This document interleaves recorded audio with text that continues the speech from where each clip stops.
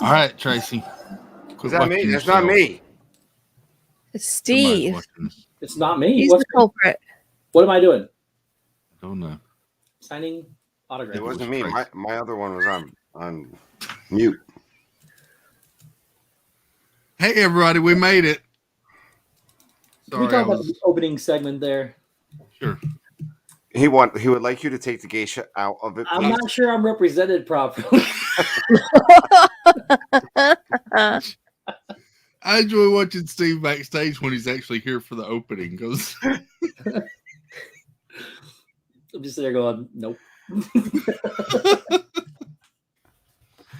Oh man. How's everybody doing tonight? Fabulous. Wonderful. I'm sore. Sorry I'm late. I wasn't just late for everybody at home. I was late for friends here too, so sorry about that. I blame Tina. Everyone else does. Might as well. So let's get to the chat because they've waited long enough. Sorry, Steve, you got to stop signing autographs for a minute. Okay. Disno's Adventures, welcome in. Jeannie 52573. Hello, hello. Jerry Long, Christine Hickman. Hello. Joey S. What's up, Joy? Jonathan Chong. Hey, hey. Ann Miller. Hello. Hey, he's here. Teresa Martin. Hello. Doreen Jones. Hi, Cody's mom. How you doing? Hope you're well. He's holding his own arm. Movie Mania Nick. Like he's holding his own arm. Who were we talking about? Now you made me lost track, Tracy. I've got to go back and start all over. Don't start over. I know you were down around Doreen. You're good there. Yeah, we got Annie Coog. Hey, Ann. Hope you're well. Jill DeFore. Hello. We've got Rockin' Robin. Hello. Mari Memphis. Hello. Monorail Molly. Welcome in. Moments of the Magic. Hello. Tracy Glenn, Kinsey Day's dad. Hello, Tracy Glenn. Hope you're doing. I know that guy. I know him. Yeah, I know him. Samantha Lowe. Hey, Sam. Hey, hey. Phantasmic Chronicles, Tony. What's up? Hope you're doing good. And T. Marie's Place. Hello, Tina. Thank you for the microphone. Stopping in. Katrina Scopini. Hey, dear. Hope you're well. Katrina had a birthday stream earlier. Her birthday's coming up. And Captain Akron Ryan. Hey, hello, hello. I think we're getting close. People here. Kenzie said we're she's getting waiting. close. I think we got it. Kenzie Days. Hey, Kenzie. Julie C. Hello. And yeah, that one. Happy's Haunt. Hello. And yeah, I think we got everybody. You're missing one. Am I missing one? Steve's World is No. It begins with an O. Try to Marguerite say Nagy. Hello. that. Yeah, Higher, above that one. Hello, whoever you are. Candy Tink, welcome in. Happy Salt. Hello. Yeah, we're good. If I missed you, Nicole, Monarch Moments. Hey, Garrett. You got Nicole. Rodenheisler. Yeah, I said Happy Salt. Hello. No, other Nicole. Other Nicole? Nicole Rodenheisler. Oh, I missed it. Yeah, I was not going to try to pronounce that. Sorry, I was going to brutalize that. Nicole. I brutalize people's names all the time. Probably did too, but I'm just going to pretend. If you say it like you know it, people just go with it. Hey, he's a professional streamer. I don't what Steve says. No.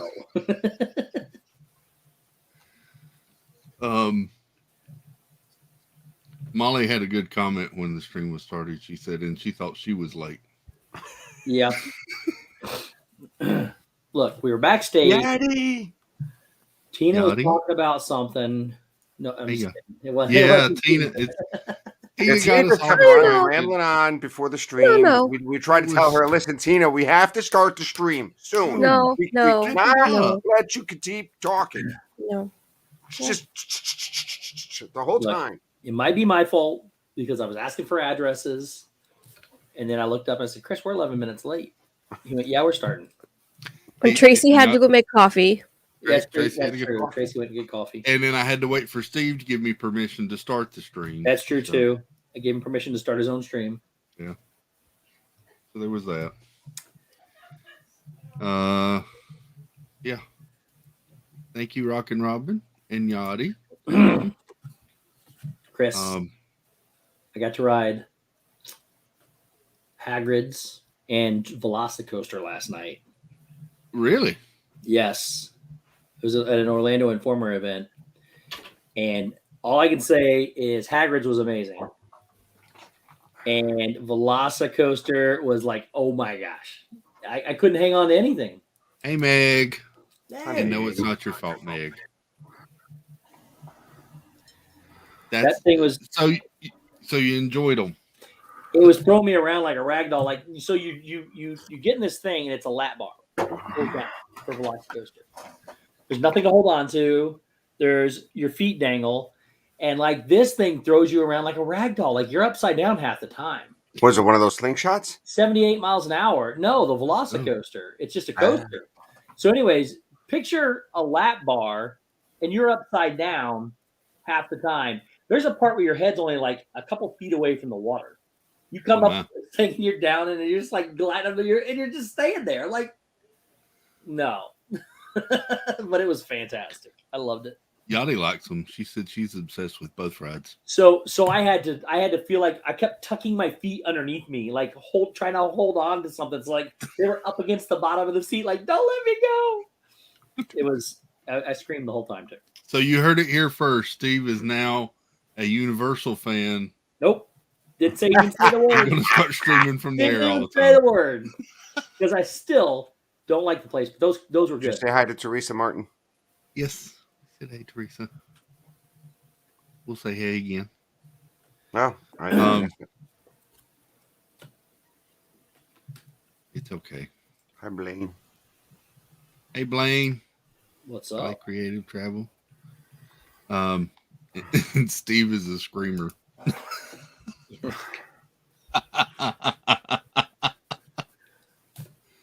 Nope. Nope. Not going there. Mm-mm. Nope. Hello. Bible verses and be a good girl. Mm-hmm. Mm-hmm. Oh.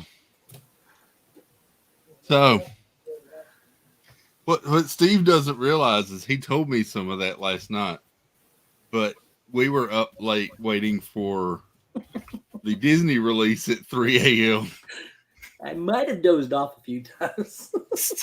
Steve's different when Steve's really sleepy. No. I thought he never sleeps. What? Sleepy, groggy Steve is like, get off my lawn, Steve. Oh. Like someone not just woke up from a grumpy. nap and was really aggravated? Yeah. I am not grumpy at all. I don't think I am. Oh, the Merida Castle collection was released this morning, bright and early at 3 a.m. All I know is when the Beauty and the Beast gets released, you better get a hold of Kenzie, whether it's 3 in the morning or not. At this rate, you've probably got about 3 or 4 months before that happens. No doubt. They come out like every 2 or 3 months. Jeez.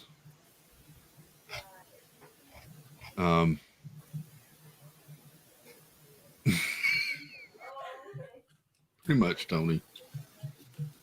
Yeah. Is it still available, Meg? I haven't even looked. If it's still available and I set up till 3 o'clock in the morning.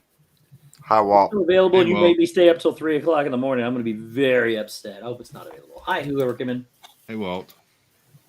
Hey, buddy. I mean, Walt. What did you call him? He calls me dude all the time, and I'm not allowed to call him buddy. Oh, Hey, dude. Hello, Walter. all right. I got to look now and see if it's still available. I'm just gonna drink my eggnog. Check the puzzle, too. Let's see. What else is going on? According to the thumbnail, there's big news. Yeah, somebody likes walking. Somebody's not happy that the trams are coming back because she likes to walk in the heat. No. I didn't say I wasn't happy. What? Is there some truth to this? Yes, there's truth to I just said that I prefer to walk. But this is based on judgment of Last name November. Paycheck. What? Is your last name Paycheck? No. I just See, Marie's enjoy the paycheck. leisurely stroll. Are you on? I enjoy Are you on the the books? leisurely Oh my God, that hat is so hot. Yes, we brought this up Friday last night. I guess that was still last night on Pete's stream, and Tina's like, "Listen, I like walking. I'm not all that happy about this." And I was like, I could "What in care the world?" less. Why are you not happy? You don't have to get on the thing. Hey, I'm not. That's not that I'm not. I never said I wasn't happy. I just said I Why? enjoy Why? the leisurely stroll. Why so most angry? of us who don't stay off property never use them anyway. It's true. Right there, Meg. That's it. Get my steps in. Meanwhile, I'm with Noah. My feet would be burning if I walked to the car from the park. Yeah. It's look, you get used to it. It's maybe it's just because I've been working out since my Oof. last Disney trip and it doesn't phase Whoa. me, but I don't I know. can't be upset because I like to She works out. walk and work out as well. So Okay. Katrina's right. I mean, it wasn't that hot when we were there. It was cool. So it wasn't that bad. But even no, it's not true because we had a couple of 80-degree days. And even in the 80-degree days, I was okay walking. It was all right. Well, Walt's with you, so that says something. See? I don't mind the walk either, Tina. The trams are a non-issue for us. There you go. mm-hmm. So you're not by yourself. I really don't matter. I Right now. usually stay on property, so I take the bus and That's what I was about to say. I'm just. Here's the issue I have with the trams. Now Bob Paycheck has to pay those pesky cast members to drive them, so he's going to take something else away. oh, there's no doubt he's doing that. I'm still not getting my Little Mermaid show back at Hollywood Studios. No, I don't understand that one. That doesn't make any sense whatsoever. Yeah. It takes almost nothing to run, and the movie projector is even so old and bad. Mm-hmm.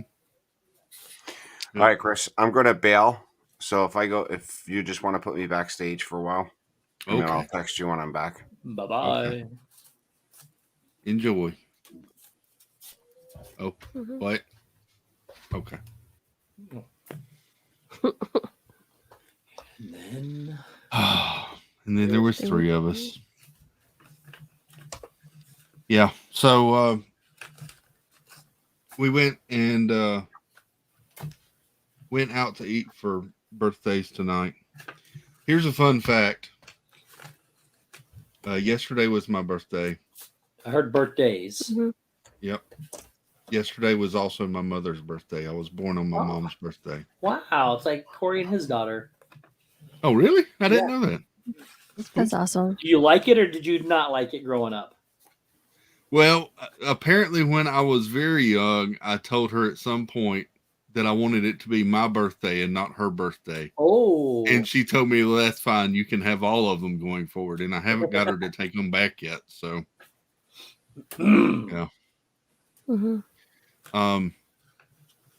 Well, I thought I was the only one. I Oh, want I that like show back. It's fantastic. I love that show. It makes no sense why they can't bring that one back. And there's nothing back there now. There's no Unless- reason to go back. Unless it's broken and they don't want to pay the money to fix it. That might be the only thing. Maybe. I mean, that projector was pretty old. Yeah. I guess. But you still got the bubbles. Bubbles! The bubbles when they would come during the show falling down. Because bubbles are like 30 cents a gallon. Yeah, something like that. So, but yeah, we went to, so I was saying we went to birthday dinners tonight for us. And then, I took my dad through his hometown growing up to look, and Tina's gone now. I took Dad through his hometown to see Christmas lights tonight. Nice. So, Sorry, I had to sneeze. oh, that's okay. Let me see if I can. We'll do it this way.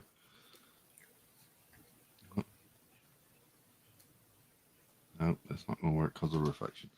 I'll try and upload it and show it. Thanks, Anyway. Katrina. Yeah, we did that, and I was a little later getting back than I expected, but good family time. So, Yep. Yep.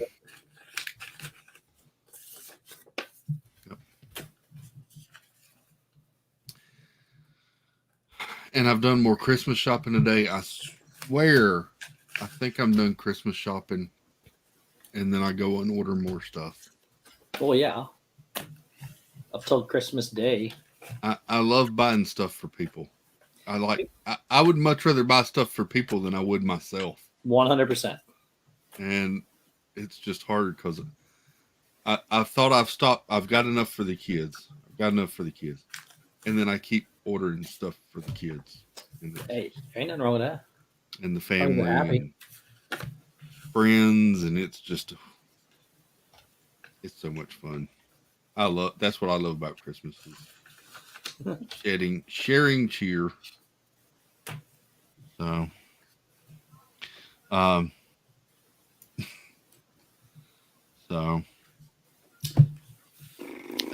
hey Suzanne, I hope Carlos is well. I have not heard from him. He had a birthday recently too. He did. Hey, look, it's your buddy. Hey, buddy. Whatever, Steve. Hi, Walt. See, dude Hey, is Will. fine. Dude is. You say "Hey, buddy" to everybody. I'm not everybody. I'm I me. said, hey, dude to everybody. No, you don't. Sometimes a man just wants to feel special, Steve. Sometimes That's Walt, exactly right. Walt doesn't follow me around and listen to me talk to everybody. He says it to everybody. Chris, when he comes up to you, what's he say? Hey, buddy. When I answer the phone, I get a "Hey, buddy." Exactly. You say the same thing to me. Yeah, I do. I guess I'm You missing would- one here. Steve calls Tina and he goes, "Hey, buddy." Well, I'm just It's kidding. true. Dude, you can even call me dude because it's something different. I'd call you something different if you want me to. That's fine too. No. Anything other than buddy. Even I don't even go ahead. You can just call me something negative, Steve. That's fine. Hey, Walt. That was not supposed to be the negative comment. Oh my god. I was just waiting for you to finish before I said it. No, I understand where you're coming from. I understand you are more to me than just a typical person. And I understand why you don't like that. But I mean, I don't dislike it, Steve. I'm just kidding. I know. I'm just pulling your chain. Hi, Tina. How was Spaceship Earth? Never mind. Meg says she doesn't even get a buddy. Meg is more than a buddy too. Meg's an awesome person. She is a very nice lady. Mm-hmm. Meg is like the chosen family realm. Well, I wouldn't go that far. No, I'm just kidding. I'm kidding. Oh, well. I'm kidding. Dude, we were at Epcot tonight. Got to see Mike and Val, pass holder pair. Oh, Yeah. Nice. that's cool. Where were you at? Epcot. Nice. Yeah, it was nice. Man, was it crowded over there tonight. Holy Dude, man. it's crowded everywhere. I was at Springs filming today. Yes. My gosh. Dude, we were at Hollywood Studios this morning. Crowded as it was unbelievable. You're right. Everywhere's Why crowded. can't these people just go home? I'm just kidding. It's true. That's what we said. We were walking in the park tonight at Epcot, and I said to Melissa, I'm like, man, I wish it would just rain. I said that way everybody, half the people will go home, and these people just looked at me. I'm like, what? It's crowded here. What do you want to say? Hey, Adventures hold on. Buddy. Did you and Dean the Turkey Lecture, welcome in. Hey, buddy. And Tim Rimple. Hey, He's got a birthday coming up too. Hey, buddy. Mm-hmm. Tim's in MK, he says, with Oh, that's right. He's back down here. 1,000 other Mhm. people, apparently. Yeah. Yep. For the love of Disney, welcome in. Hello. So, Steve, I got to ask you this question, and Yes, sir. Chris and Tina, if you've experienced them, you can chime in on this. Steve, which storyteller is your favorite? La Befana. No question. Who? Well, I agree. I really like. I mean, I can't say no question. I love all of them. I think they're all Mhm. really Oh, no, good. they're all great. The one that we got that day that you were there, She was great, wasn't she? Good. unbelievable. And maybe there's other ones that are, in the other positions, but I mean, not that they weren't bad. They were not bad. Any of them. I loved them all. But La Befana, who was the Italian witch, she was fantastic. She was a lot of fun. She's a lot of fun. I really liked the Daruma story. At least the girl we had over in Japan was really good. And of course, the Barn Santa over at Norway is. I like, and of course, you got more than just storytellers too. The Chinese lion dancers were fantastic. Yeah, they were great. I like them a lot too. Tina, have you experienced them, or Chris? Have either of you been? So I've watched a few of the streams, but not in person. Yeah, they're Mhm. we were there tonight, and we got to watch the Norway one again, and it was That's the comical one. it was funny. It was. She said, the lady that not the barn Santa, but the lady walks by me and she goes, hello. And I go, good morning. And of course it was 7:00 at night. She goes, good morning. How long have you been here? I told her, I said, too long. And then after the show, when she was leaving, she saw me again. She goes, go take a nap. It was really funny. Anyway. Hey, Dan Disney Worlders. Yeah, I've watched a few of them. I haven't. That's one thing that I wish was in effect while we were all down there was the holidays at Epcot. Because that candlelight processional, every time I watch that, it's just unbelievably emotional, moving, beautiful. Yes. 100%. It's absolutely fantastic. I can't say enough about that show. Yeah. It was amazing. We were there the first night for La Lua Carvalho. I don't know how you say her name, but she was amazing. It's a lot of fun. Cheetah Rivera was good the other night. I watched her a little bit on somebody's stream, and then Jody Benson watched her on a couple of different streams, and that was Cheetah Rivera was good, but Jody Benson was amazing. Yeah. Like she got into it. She took it in. Yeah, she got into it. She was turning and singing with the choir and everything. It was, That's And what I gotta tell you, so I watched Tita Rivera from farther back because I didn't even know you could get like there was some seats available. I was shocked. There was a tree in my way, but still. The girl that did Moana was the same way. She was singing and she was definitely very animated. And I tell you who else was great. I don't know who was there tonight. You guys were there, but the conductor, the actual yeah. He was the guy from the Alabama Symphony Orchestra. He was like jumping up and down, and dude's amazing. So, do they swap out the conductors as well, or is it the same? I've only seen the same conductor. So. No, they're different, Steve, because we were there tonight. I think it was tonight or the other night we watched it, and it was a totally different guy. Yeah, I can imagine he needs a break. He can't do it every single night, 3 times a night. He could. Right. He was awesome. Now, the storytellers, is that something they've done every year? Yeah, well, they didn't do it last year. Well, I was about to say I didn't remember it last year. I didn't know if they did it before then or not. They did do it before then. They did, and they have to keep that. That can never go away. I agree. It brings such a different ambiance to each and every one of those. Well, it's culturally important too because it tells you it's not just a storyteller doing their thing. Like even the Hanukkah guy in the back, he was giving the importance of why Hanukkah is Hanukkah and why there's 8 candles and then the main candle in the middle. And I mean, so you look, it's a historical and cultural lesson. Yeah, but it's not like school. You know what I mean? It's they make it fun. They need that there. Let me tell you, we watched him tonight, Steve. It's funny you said that. I had recorded all of them. He was the only one I'd missed. Yeah, recorded him tonight. I agree. He was awesome. He was really, really good. It was the young guy for us. Say, I've only seen the one guy, so I don't know. And he was amazing, and he made it interesting and made it fun again, and that's awesome. And he sings and talks about the dreidel and why they do that. And it's just really important. It's important for culture that these things stay. Well, yeah. So I mean, yes, it's Christmas time around the world, but each country has their own different feel to it, and it's really cool to see that portrayed and represented. Yep. Well, yeah, I didn't even know, like Italy, you're talking about La Befana. I didn't even realize that in their culture, she doesn't arrive until the eve of the Epiphany. January 5th night for January 6th. Yeah, the eve of the Epiphany, which is the 3 kings. So that's pretty, and I didn't know that. Yeah, that was cool. Yep, I know everybody loves Hollywood Studios for the decorations, but for just Christmas time itself, I don't think anything beats Epcot. They've got so many different things going on.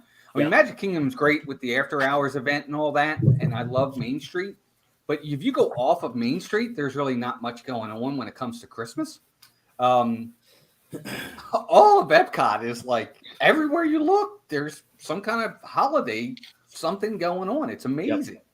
And it's kind of nice that like the cookie stroll is almost like an afterthought. It's the free things that are there that you can take part in that are so amazing. Yep. Well, you got the storytellers, you've got the candlelight processional, you've got all the decorations, you've got the spaceship Earth, you've got the cookie stroll, you've got the scavenger hunt.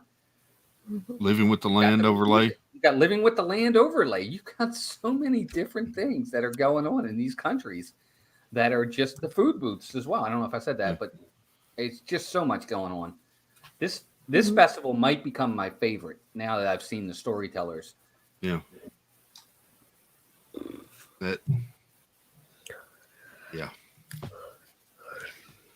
I love the decorations and all, but it's just so cool to see so much of it. The candlelight processional. I mean that. Why I don't know. Is there a bad seat to even view that? Because there's there's better seats, but not a bad seat. Yeah. Yes. Yeah. It depends on what you're doing too. Mm-hmm. For me, I could be all the way in the back as long as I can hear it. That's all I need to do. Yeah. You know, but Steve's right. I mean, depending upon like if you're filming, or unless you really want to see who the narrator is, I don't really think. I will say this: I sat front row Thursday. The sound was way more pure and realistic. I mean, because you're not behind the speakers. The sound you hear is not coming from the speakers. It's coming from the orchestra and from the choir. and that it was just a more pure sounding. You know what I mean? There was no reverb or anything like that coming through the speakers. It was just. I preferred sitting up there listening to it at that. I wasn't there to film or anything like that, though. It's hard to film that close, but I was there just to enjoy it, and it was amazing. We were like 7 rows back, so we weren't in the first row. We were very close, though. It might not even have been that. It might have been like row 5, or I don't remember. But we were right on the end, so we had a really good view and everything. I loved it. I can't wait to go back. Yeah. Yeah. But I feel like it's been shorter this year, less dates, or is it just me? Less what? Less dates. I thought this thing started in the beginning of November, not the end of November in previous years. No, it always starts the day after Thanksgiving. Does it really? So Christmas starts November 1st. The Festival of the Holidays starts the day after Thanksgiving. But what about the Candlelight Processional? Oh, it starts with the festival. They don't do anything with the festival until then. Because I thought they've had more. Because what about all those dates when they had like Neil Patrick Harris, Gary Sinise? Well, because all the people you see on this list, but all the people you see on this list have been there before, Steve, and then add those other people in. They not a lot of these people. Not all these people have been in, but they took out Sinise and Neil Patrick Harris because I met Neil Patrick Harris in Epcot and asked him if he was going to do it, and he sounded like he was going to, and then I don't know what happened. Yeah.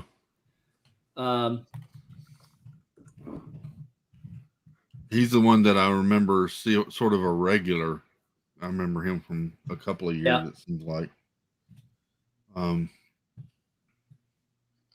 Yeah, you're right. I take it back. Because in 2019, the first one was November 29th. Yep. It was now Ming Na Wen. That was Ming Na Wen, Neil Patrick Harris, Whoopi Goldberg. They always had her too. Cheetah Rivera, Gary Sinise, Pat Sajak, Warwick Davis. Yeah, so a lot of these guys, Blair Underwood is newer. Cheetah Rivera is new. No, Cheetah Rivera did it in 2019. She did it December 11th. I thought I had remembered that. I'm looking at the 2019 list right now. She's not on there. Yes, I'm looking at it too. She is on there. Ming Na Wen, Neil Patrick Harris, Whoopi Goldberg, Isabella Rossellini, Cheetah Rivera, Gary Sinise, Pat Sajak. The 11th and 12th wound up being Alton Fitzgerald White. Oh, did she replace her? I don't know. Because the one I'm looking at has it as Cheetah Rivera. This was actually updated the day before Alton wound up doing it.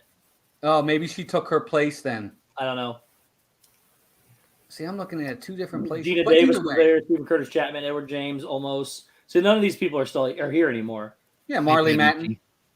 Yeah. Lisa Ling. No, Lisa Ling's still there. She's back. Yeah, she's still on it.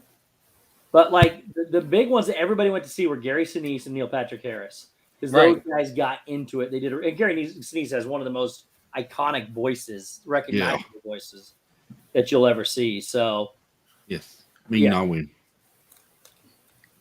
Ming Na Wen is the original voice of Mulan. Yep. And former star in Agents of S.H.I.E.L.D. But do you know where she was before that? Her couch. Nope. Mulan. Nope. Before that. Did you say her couch? I took a guess. You guys ever see Street Fighter with John? Oh, yeah. Yes. She's in that. She's Chun-Li.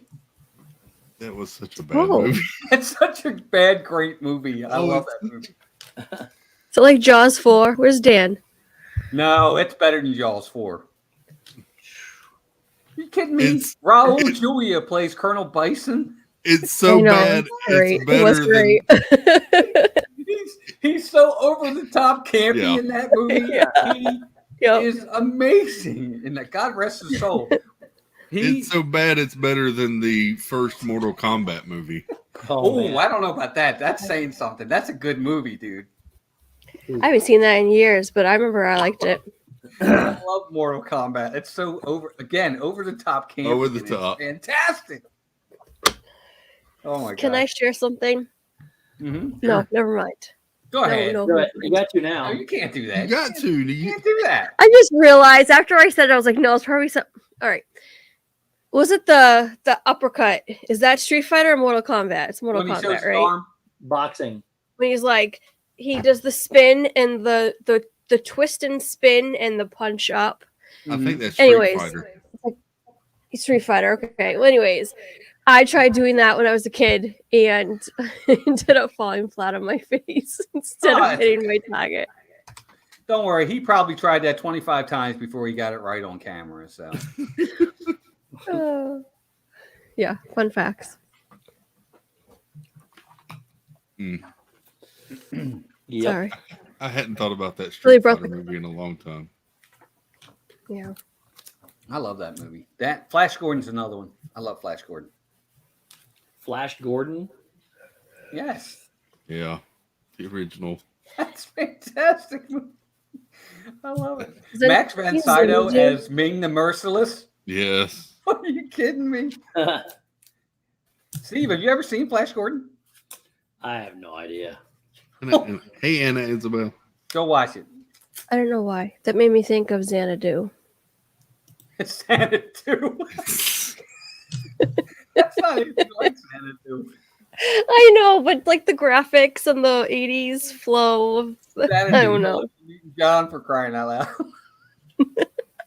I heard that they were going to do a remake of Flash Gordon, and there was like I don't think it was The Rock. It was somebody that was going to play. Thank gosh. Yeah, please don't, not him. Oh, I know what I'm getting, Steve. I don't like, I don't Nothing. even mind The Rock. I know Steve hates him. I don't mind The Rock, first off. Terrible actor. He's not a terrible actor. You Very don't terrible. like him, so you think he's a terrible actor. I know he's a terrible actor because he doesn't know how to deliver lines. That's why he's a terrible actor. Oh, yeah, and he's in every single movie, so he must. Yeah, and that's the reason why he's the highest paid actor because he's got to do 20 to 1 to make money. Not quite, dude. He's so bad. You think Samuel L. Jackson is bad? Yeah, he plays the He's same role in every movie too. Dude, who do you think made the movie Pulp Fiction? The movie it is. Well, I'm guessing The John lines Travolta, but that Samuel L. I Jackson thought the has movie in was- that movie are some of the most iconic lines. well, he didn't write them. He delivered them that made them memorable. Okay, number one, I thought Pulp Fiction was terrible. Oh my God. Number two, John Travolta. No. Say what He's again? very good, Say but what John Travolta again? doesn't Make that movie. What? This is a mighty tasty burger. And if you find that entertaining, I'm sorry. Now it explains a lot. I'm sorry, I don't have any Pulp Fiction clips. That's good. We don't need any. Oh my God. When he's sitting at the diner with that movie's fantastic. Welcome.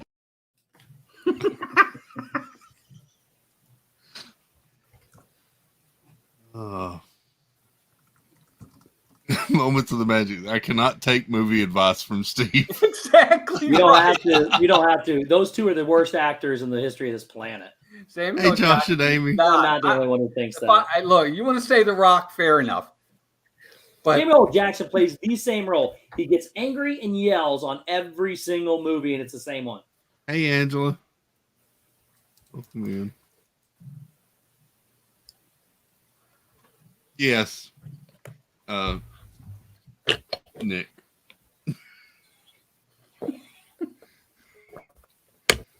Yeah.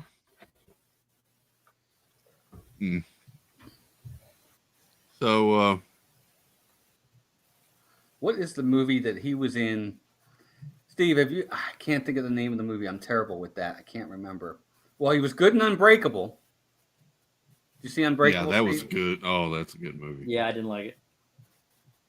It wasn't the best movie. I agree. It wasn't a great movie. He's very good in that. Oh, A Time to Kill. Did you ever see that? Oh, jeez.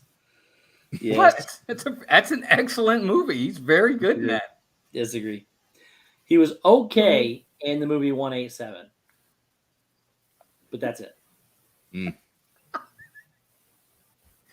Fair enough. But he is Nick Fury. And that's the worst thing that Marvel's ever done. I'm sorry. That's the worst thing Disney's ever done, except make him a Star Wars character. You think making him Mace Windu is worse than making Hayden Christensen Darth Vader? Oh, I didn't say they wow. made. I didn't say they made it good. I did not say that. I just said it was a terrible decision. Well, both let me just say equally they bad. made worse. They are both equally bad. Hey, VP. Hayden Christensen's Darth Vader. That's enough said right there. That was, oh, man. I understand why they went with him in the beginning, but it didn't develop the way I think they thought it was going to. And it's because Anakin was supposed to be a whiny little brat, and Hayden fit the part really well. And he did really well delivering it that way with that whiny part. But by the time you got to progress into the most iconic villain of all time. He didn't quite deliver that. So No. he missed the mark a little bit. Hey, Amy. Like by a lot. A lot. Dude. Yeah. Oh, you guys are funny. So, Oh my gosh. speaking of Nick Fury, Walt, did you hear that Sony has confirmed Tom Holland Yeah, will so do it's 3 laughing. more Spider-Man movies? Yeah, I'm in the minority here.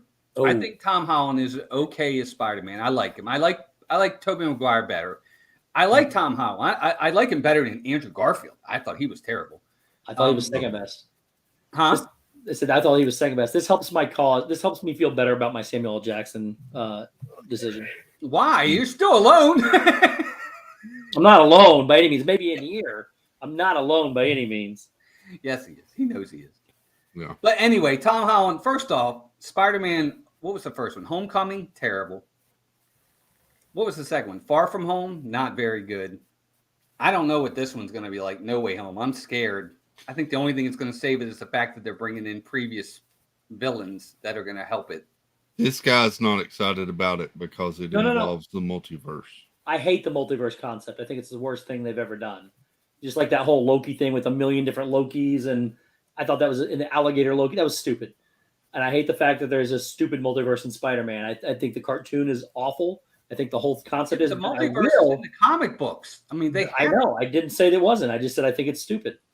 I will enjoy this movie though because I liked all 3 Spider-Men, and to see, I'm hoping here's how they do it.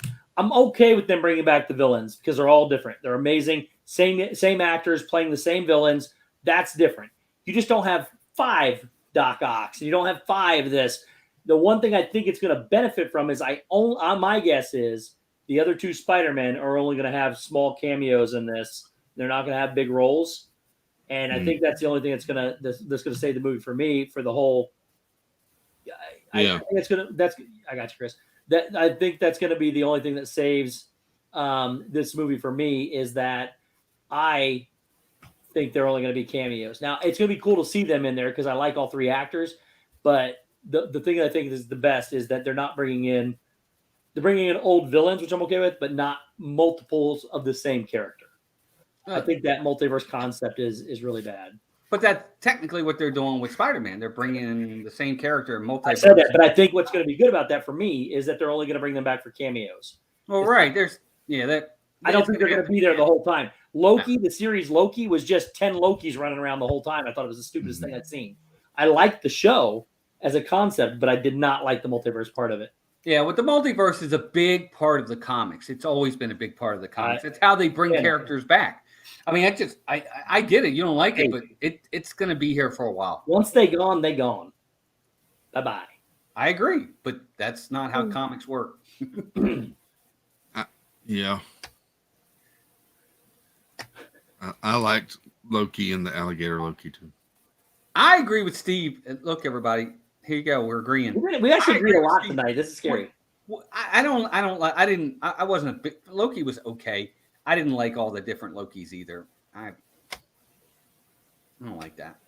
I thought that was kind of weird. Anybody, what do you guys think of Hawkeye? Anybody watch Hawkeye so far? Love Hawkeye. Loving it. No, but Garrett, Monarch Moments, Garrett says that the someone that's in there looks like me.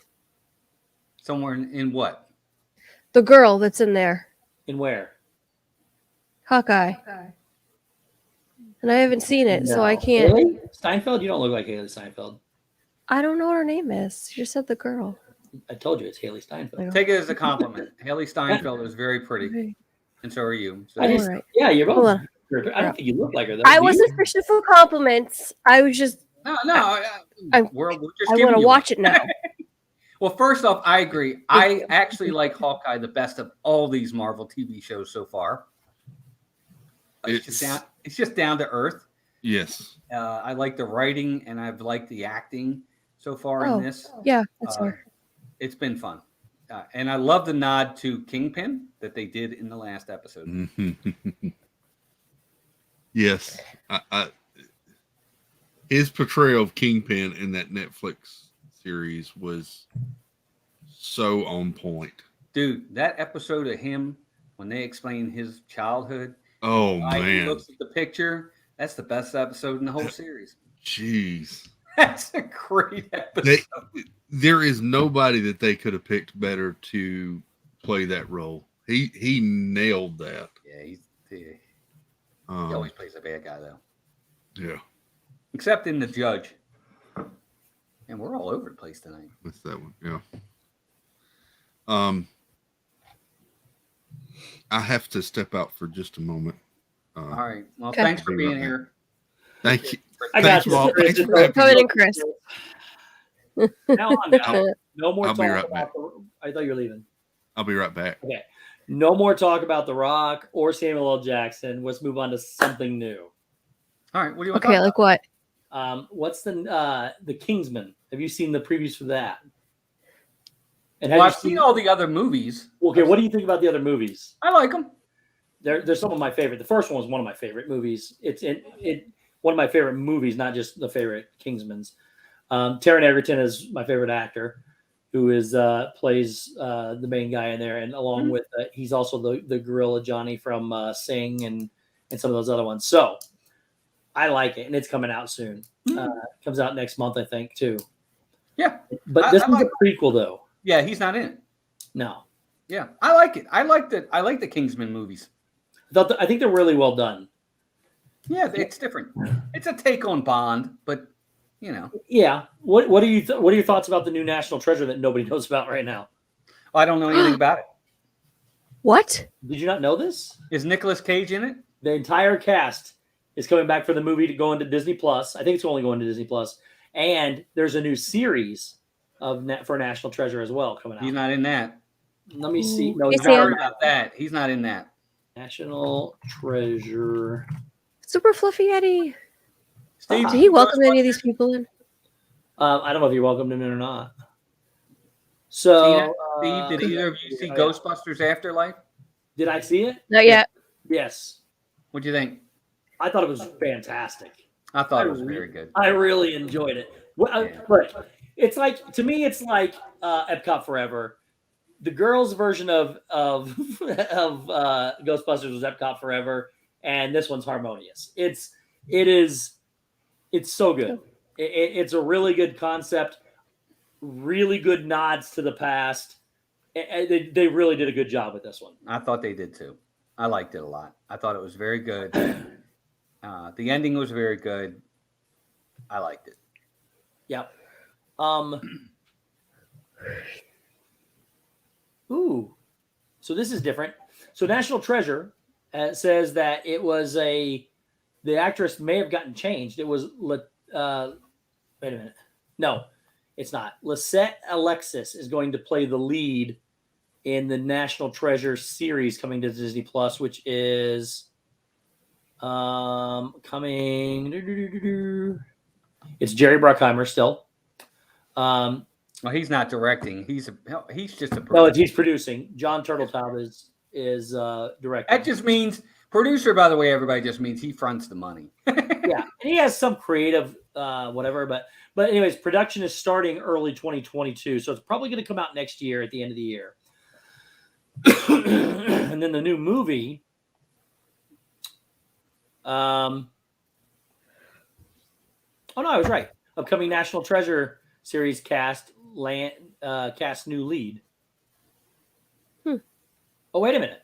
It says it's replacing Nicolas Cage. Oh, that's just for the series. Okay, we knew about that.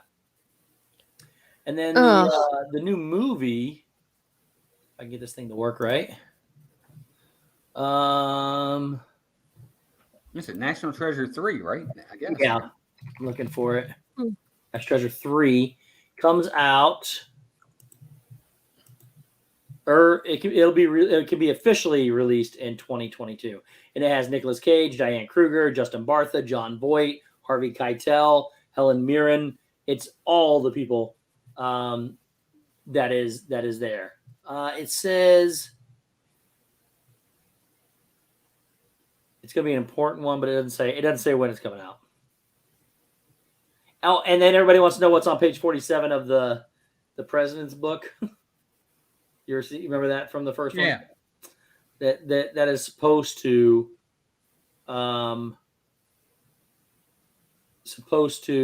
Be what the movie's about. be at least it's going to be exposed. Okay. Says National Treasure 3 can officially be released in 2022 by Disney. Oh, Sean Bean's going to be back in it too. Yeah, Sean Bean is back. So Ian got out of jail, I guess. And Bruce Greenwood, who played the president. Oh, is he the president again? Good I don't know for if he's him. still the president, but he was the president back then. Right. He's going to be in it as well. Nice. Sweet. So, anyways, Tina, what's a movie you like? Yes. A newer movie you like? A newer one? Have you seen any new movies, Tina?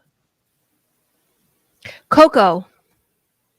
Oh, I just watched Coco. Okay, that's the let's newest talk about movie. that. What did you think about Coco? I really enjoyed it. I thought the movie, the theme was pretty good. The plot. I love the graphics. I love the colors. I love the Mexican culture. I love learning about that stuff. Like the songs? What? Did you like the songs? I did. I did like the songs. They're Yeah, pretty good. it was all around. It was a great movie. And It's one of my favorites. I love the Mexico Pavilion now. So there's that. Now? What, is this because of the movie or because you discovered something in Mexico that you like a lot? No, it was this. I don't know if you knew. It was this big thing that I had never gone into the Mexico Pavilion. You never got into the Yeah, never. So, tequila.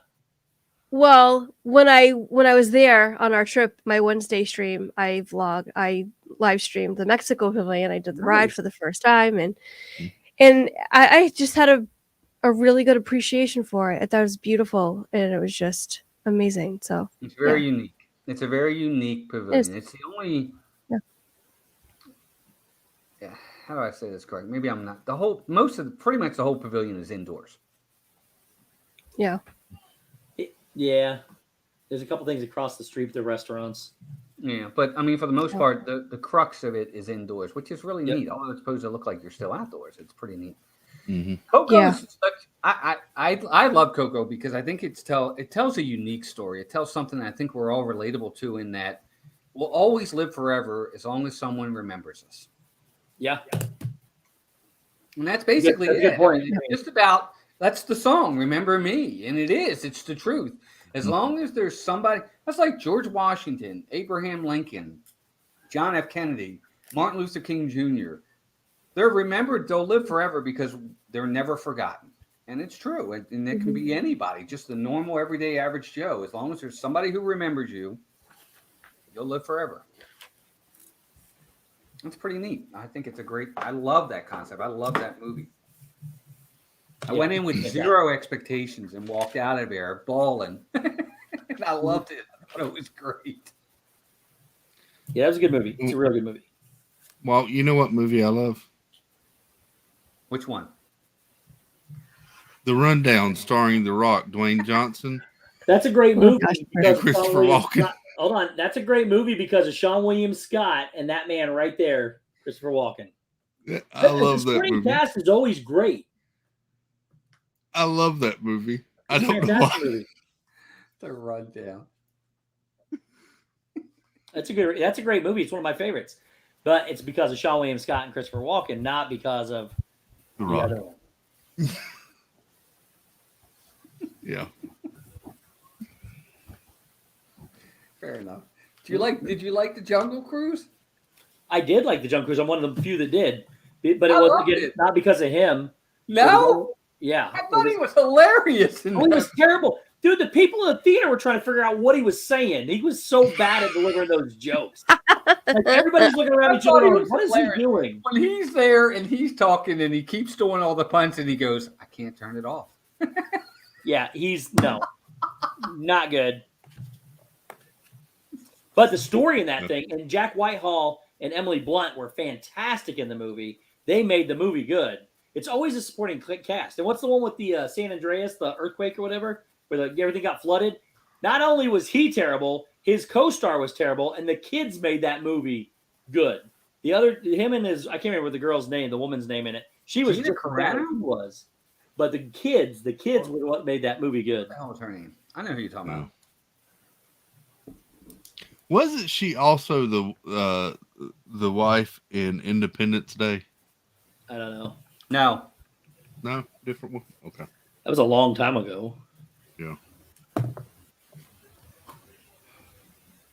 San Andreas. But I tend to like almost everything. So that's true.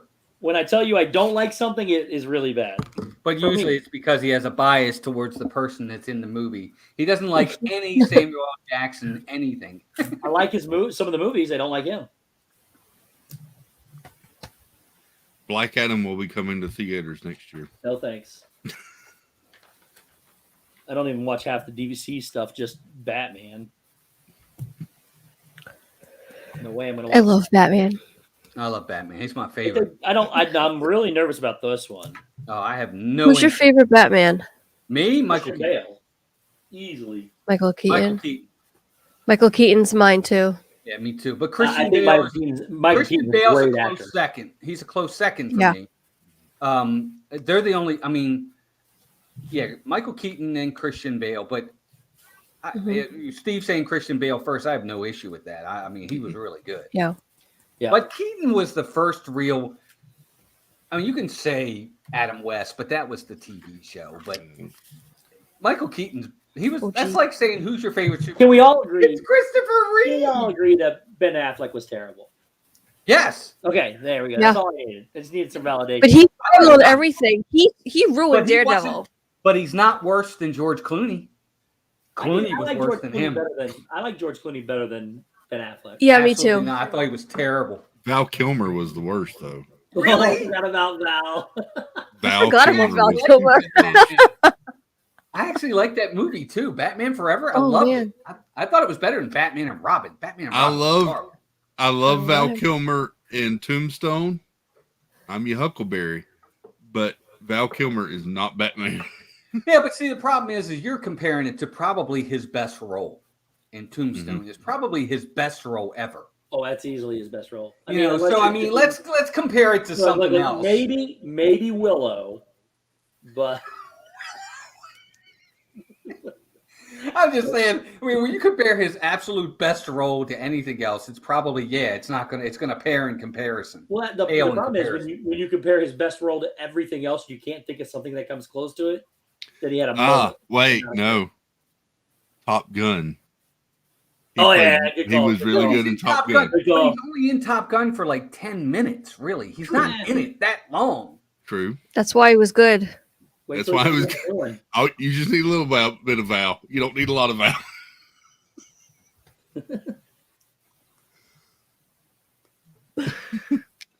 Yeah, I can't see this kid from the Twilight movies as Batman. I'm sorry. I don't even like his look. I don't know. And the Batmobile. He's better off as a vampire. On the back. I don't even want to say it. Robert Pattinson is in my opinion his best work is Tenet. Have you ever seen the movie Tenet? No, I haven't seen it yet. Oh man, that's got Denzel Washington's kid in it and Robert Pattinson. That one is a lot like Inception, one of those you got to pay attention to. But I like those movies because I'm always thinking about what could happen and what happened in the past and trying to put it all together. Inception did that well. Tenet was the first movie I saw back in theaters when they opened back up. Yes, what is this comment? What does that comment mean? Moments of the magic. I don't think any bat suit should have nipples. I agree. So the George Clooney It was Oh, a man. whole big. There was a big deal whether or not to make nipples on the Batman suit, and they put the nipples on the bat suit. Are you serious? Find the Why? picture. Yeah, are you kidding? I You will didn't find know the picture. that? It was a very Oh, big let's see deal. Batman's nipples. Let's see it. Oh, It was a very big deal. it's horrible, Steve. Oh my god. Did they really put him on the bat suit? Yes, it's horrendous, dude. I mean, what? When I you need- get in the suit, are your nipples gonna fit in the little crevices of the little thing on the suit? I don't know, but it's I very. can't prominent. believe y'all never noticed You this. just push them I right did. in. You I know just exactly what you're talking about. put 'em in. It was horrible. I'm like, what are you doing? Oh my god. Here's Tina trying to say. He's like, Here you you just go. push them in. You asked for it. Right there. What in the world were you thinking when you did that? He's not naked. Who But does it looks that? terrible, dude. It looks terrible. I mean, it looks natural, It was You a. say so, but not good. Not good Appar- at all. Apparently, there was some debate in the. Chris, look at the fourth Production. one over there, though. Huh? Look at the fourth one over on the top row. I mean, when they tried to paint his abs on, they tried to make it look like it was a body. I understand why they did it, but it looks awful. Oh my gosh. Bat nipples. Oh, it's so bad. Holy bat nipples! I can't And you notice who did not get bat nipples? The girl. The girl. Even Robin got bat nipples. Did he really? Yes. Let me zoom Oh in. man, it's so Terrible. reverse Now you sexism. know why that movie was horrendous. Oh man. See, here's the thing. You talk about bad acting. I think Arnold Schwarzenegger is one of the worst actors ever in the history of movies. He's only. But He's like I third love worst. his movies. He's like third worst. See, that's His movies are fantastic, though. They do just But dude. why are they Predator, fantastic? The Running Man, Total Recall, But why are they fantastic? Last Action Hero. I mean, we could go on and on and on. They're- True Lies with him and Jamie Lee Curtis. They're fantastic because of the supporting cast. Dude, Predator is his entire movie. Yeah, I didn't like that movie. It's one of his best movies. That's not saying a lot then. Oh my god! Surprise. Look, you're right. He's not ever going to win an Academy Award, but people go and watch his movies, and they're not going for the supporting cast. Steve. Oh, you know who's? Sorry. Oh, you know, somebody- I forgot. Sylvester Stallone is the fourth worst. You know who's the third worst actor? That's a good one too, Jonathan. Arnold Schwarzenegger. Sylvester Stallone is a terrible, terrible, terrible actor. Again, I agree, but Movies are his good. movies make money, and they Movies are ain't good going because to of see story. Rocky for Apollo Creed. Sorry. I Right would back. Creed any day. Michael B. Jordan is a lot better actor than Sylvester Stallone is. No, Apollo. Well, first off, he's not Apollo Creed. I'm sorry. That's the Carl show Weathers. Creed, the show Creed, his son, Dude. grandson. Steve, I got news for you. Yep. When you have people that still go and they still call Sylvester Stallone Rocky to this day, two of the biggest iconic characters in the history of movie cinema are Rambo and Rocky. And awful and awfuler. Oh, They're still two of the best known characters. Well, Jonathan Chong just won up, y'all. Yeah, no, he's right. Yeah, that's a bad one too. I agree with you. I don't think Stallone's that. He's You not know, good at all. But God rest his his soul. movies, people like his movies. God rest his soul. Bill Paxton was a terrible. He's like The Rock delivering lines. It was just terrible. No, none But of these guys.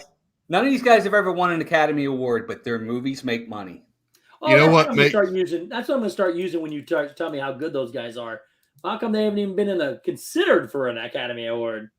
No, because You know- they're not good, but their movies make I'm money. talking about The Rock and the other one. What makes them good though is when you put them in an ensemble like the Expendables. No, Yes. no, that's where they got the worst actors in the world and said, "Here, make a movie."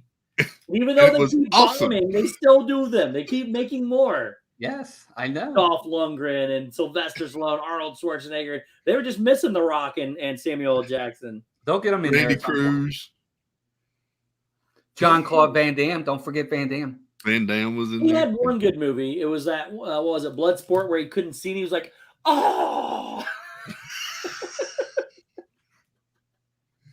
was the worst Universal acting I've ever Soldier. seen. Look, I got news for you. All of these people, whether it's somebody as I know everybody loves people like Leonardo DiCaprio and Tom Hanks and I those love guys. those too. Guess what? They're all just playing make believe. Yeah, but they're better at it than the others. Really is. But they're better at it than the other ones. Well, but they don't make any more money than they do. They all make a hell of a lot of money. Well, they all do, but they make more per movie. Yeah, right now they don't have to do as many for their movies. time. But Stallone and them are past their prime. In their prime, they were cream of the crop. They were the ones making the big money. They were. I'm not gonna say they didn't make a lot of money. I just said they weren't good.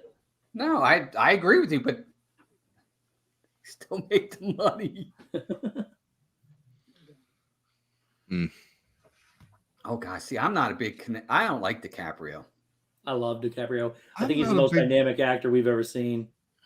Casey says Keanu Reeves and Sandra Bullock in Speed. Sandra Bullock wasn't terrible. I mean, Keanu brought her down, but Keanu. How about this? Keanu Reeves in anything. No. Speed. Wait, John Wick? Come on. Look, The I like Lighthouse? I liked all three of them, but he's not good. He was really good in the Lake House. Tina. No. You know what? You know what really played perfectly? The surfer in Point Blank or Point Break, because he is like a surfer mentality. That was it. He didn't even have to act. He just went out there and talked. Whoa. Dude. Well, I like his John Wick movies. I think they're pretty John awesome. Wick's awesome. They're good movies. Fantastic movies. He's just not very good. Look, everybody has a chance to put out something good. Whether there's terrible in it or not. Like, I love the movie Twister, but Paxton was awful. But it was a good movie. It was a good movie. Yeah, I'm not a huge Matrix fan. I have a question. Yeah. What makes an actor a good actor? Like, what are the qualities that you look for? What do I look for in an actor? Like believability. Believability would be the first one. If they can deliver lines, that is my first thing. Well, I think the delivering lines is really going to depend on the person.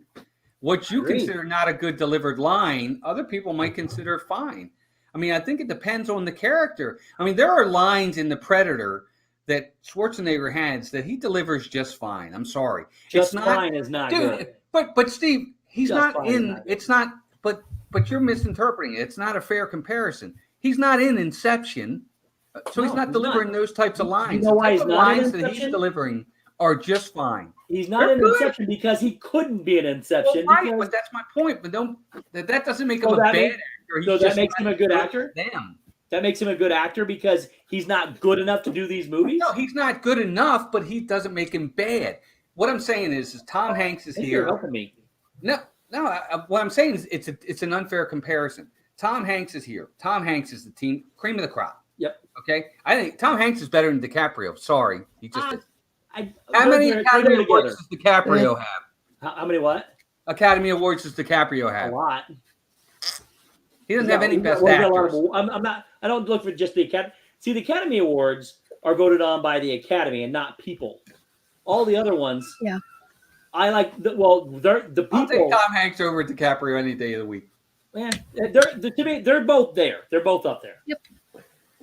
Delivering lines, all I'm saying is it's different for everybody. You deliver the line that's given to you, and they deliver their lines. I'm sorry. I disagree with that. You're right. Could he deliver lines from Inception? Absolutely not. He'd be terrible at it. The lines he delivered in his movies, he delivers good. As far as what makes a great actor, I think part of it is the actor has to have passion for the character that they're playing. Bingo. Because yeah, but you don't think that Sylvester Stallone has passion for Rocky? He created it. Well, he created it. Yes, he does have passion, and I think that's why Rocky pulled off so well. Hey, Steve, Rocky, Best Picture, 1976. Well, there wasn't much else going on in 1976. You sure? But, So is Rocky IV a Christmas movie? Is Rocky IV a Christmas movie? Die Hard is. But you take somebody like Hugh Jackman. He That is guy. not. That's a great actor. He looks nothing like Wolverine is supposed to look. He embraced that character, and he is 100% Wolverine. And I think it's as good as he is in that. I think he's even better in Les Mis, Yes. The Greatest Showman. Mhm. He uses his whole arsenal in those movies, and he delivers his lines very well. He plays the part. He looks the part. He sings well. That's a good actor. PJ Gillespie makes a good point. He says, I'm sorry, but Tom Hanks would have been terrible in Predator. Well, and see, that's where you got to start, though. When you're looking at Predator and other movies, you're looking at a whole different caliber. The other movies are going to get the good actors. Predator, they know when they do the casting, it's got to be a subpar actor. Aliens are like a box of chocolates. You never know what you're going to get. Oh my God, that's so funny. Oh my gosh. Hey, okay. Pivoting off of that one for a moment. Ben Stiller. Ooh. I think Ben Stiller is a little underappreciated for what Ben Stiller does. Really? Yes. I think he's overappreciated. Jerry Tropic Stiller Thunder is one of my favorite movies. Look, Ben Stiller was good in. I thought when he played a normal character in Meet the Parents. Yes. I thought he was decent. He's really good. Everything else is like, except for Tropic Thunder, which I thought was amazing. Outside of that, he gets. I don't know. All right, I got one for you, Steve. Yep. Do you think this guy is a good actor? Probably not. But go ahead. Tom Cruise. Yes. I do. Based on his whole embodiment of everything that he's done. But what? That's kind of a loose term because I mean, what do you mean by whole embodiment? He's done a lot. Well, he's had a couple bad. I think he's had a couple bad movies, but overall, I think he plays his characters well. He delivers his lines well. He looks the parts. He gets into the characters. Eyes Wide Shut. What?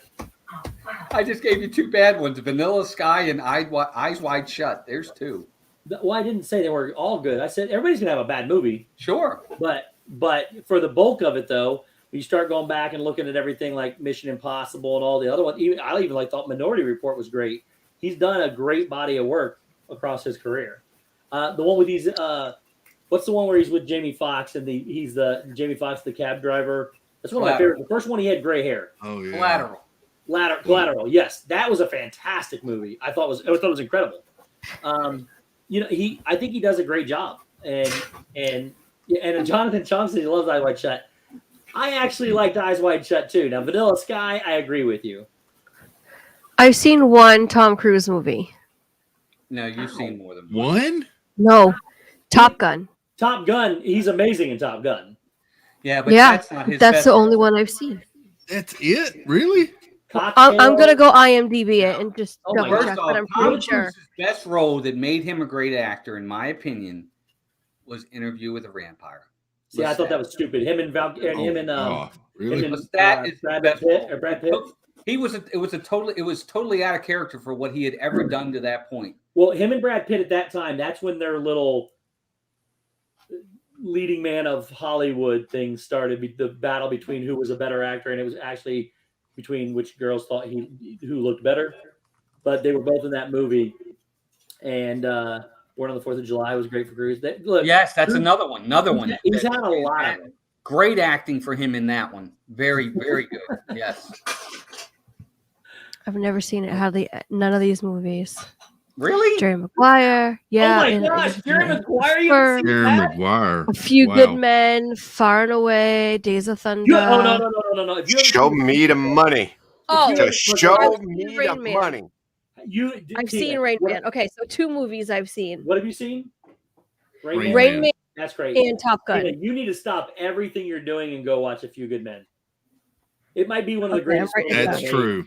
That yes, I'll give you that one. That might be one of the greatest movies ever made.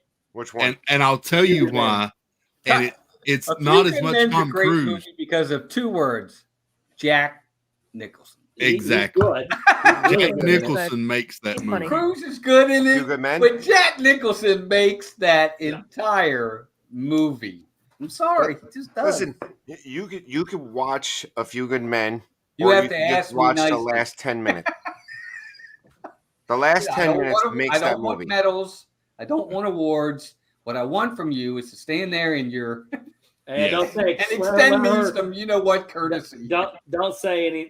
No, I won't say it. You have to ask me nicely. It has maybe the most recognizable line of any movie in the history of movies. Which was an ad lib, by the way. Yes.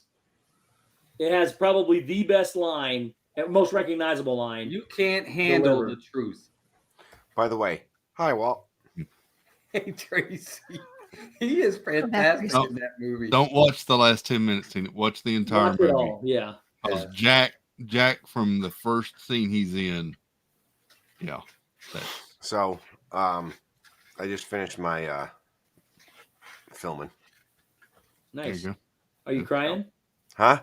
Are you crying? No, Filming. I'm not. Does your butt hurt? No, that's tomorrow. Oh.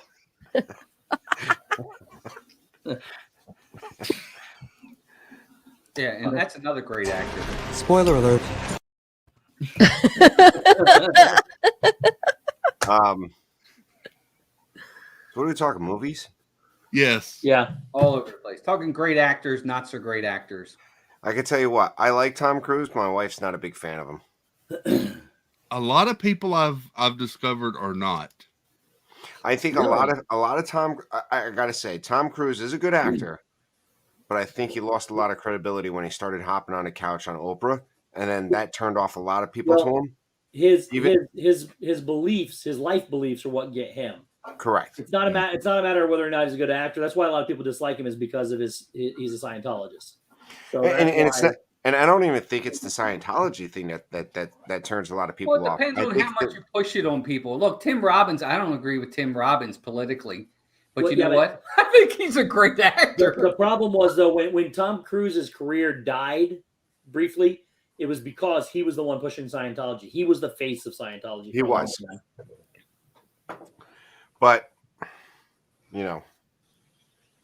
Ooh, Amy says Sandra Bullock's not a really good actress. She plays the same type person. I guess Yeah. I love Sandra Bullock. I think so. I do too. I think it's the same role a lot. I mean, think about her roles. She's all right. I know, the one she's in space was really good with George Clooney. Really? Do you like that? I did like that movie a lot. Gravity? Gravity, yeah. Gravity. I like Gravity. She's funny as crap in the one with The Blind Side. She plays the Blind Side's probably her best movie. She's great in that. Now, she's a I model. actually like The Net. Miss Congeniality. Miss Congeniality. That was a good Miss movie. Congeniality. And While You Were Sleeping is my favorite movie that she's done. It's one of my favorite movies in general. That's my wife's favorite movie, period. I'll tell you, one of the best actors out there that keeps getting forgotten about and he's always in the background, but he always makes great movie after great movie after great movie is Denzel Washington. Oh man. I don't think he's been left He's behind. good. I think he's never one of the first people think about. That guy. Oh, he's fantastic. Training Day was fantastic. He Jonathan? did American The Gangster. Equalizer. Fantastic. Equalizer, good. Dude, when I watched him in the Book of Eli, it was one of the most powerful things I'd seen. Man. I love that movie. He's fantastic in that. That movie is so good. When he takes her hands and says, because she doesn't know what prayer is, and they're sitting there, and he's like, "Give me your hands." I haven't seen it, but don't. Movie I'll just leave Mania it next at that. door. Well, you haven't seen the Book of Eli. I think the statute of limitations has run out. That's true. There is like a 1 year. Yeah. Just don't ruin the end. No, I won't. I won't ruin the end. But There's when some people that her haven't hands and because they're about to eat. Harrison Ford's one of the best actors that's ever lived. Yes. Yes, Harrison. I never knew he was in Apocalypse Now. Harrison Ford. Yep. I just started watching that again. You know, I forgot a lot of people. I think his first movie, if I'm not mistaken, though, was American Graffiti. Correct. And in fact, George Lucas was not going to cast him as Han Solo because he had cast him in. Yes. He wanted American all new Graffiti. faces. Yes. Well, he thought the characters were too similar. Correct. He thought Han Solo. He thought him playing Indiana Jones and him playing Han Solo would be too much crossover, like Samuel L. Jackson does, where he plays all the same parts in every movie. Mm-hmm. He thought it'd be too close. I'll tell you, one of my favorite actors was Dwayne. Tommy Lee Jones. Yes. I love Tommy Lee Jones. I was waiting for him to say Dwayne Johnson. No, we've already passed. We already talked about him. Done.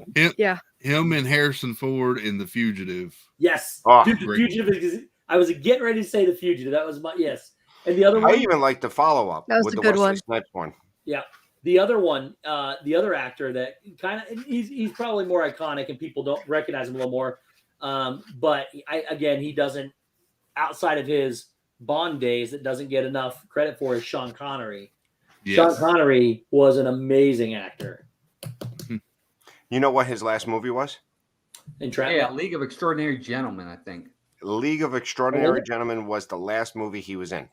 Yeah, I thought which is a horrendous movie, by the way. I hate to say it. I'm sorry. It was a bad movie. It was a bad movie. Yeah. And I think after that came out, he was like, "Yeah, I'm done." Well, there was a lot of problems on the set of that movie from what I've read into over the years. That's a terrible movie. Yeah. What a way to go out.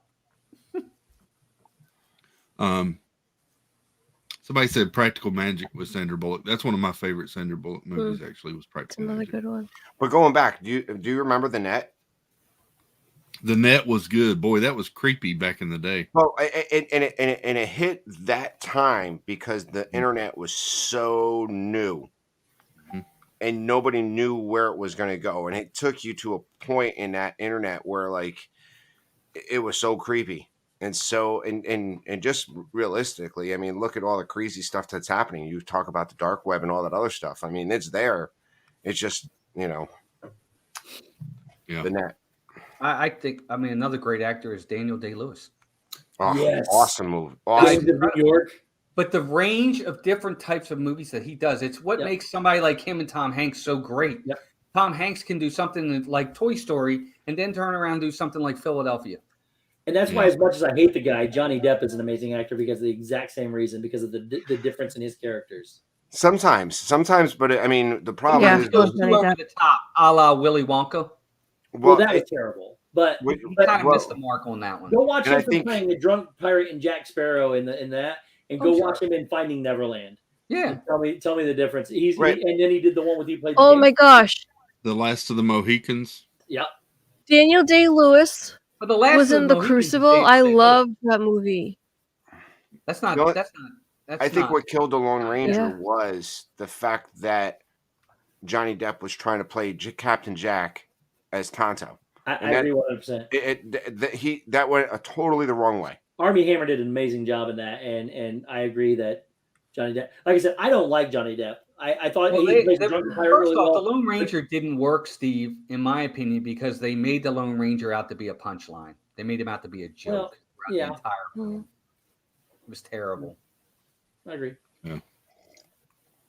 It made him out to be like he was an idiot. It's not another great actor that we haven't mentioned is Sir Anthony Hopkins. Oh, of course. Yeah, and that guy has range. Yeah. Oh yeah. Well, then you got that whole grouping of Pacino and Robert De Niro and Dustin Hoffman and all those guys that had the same.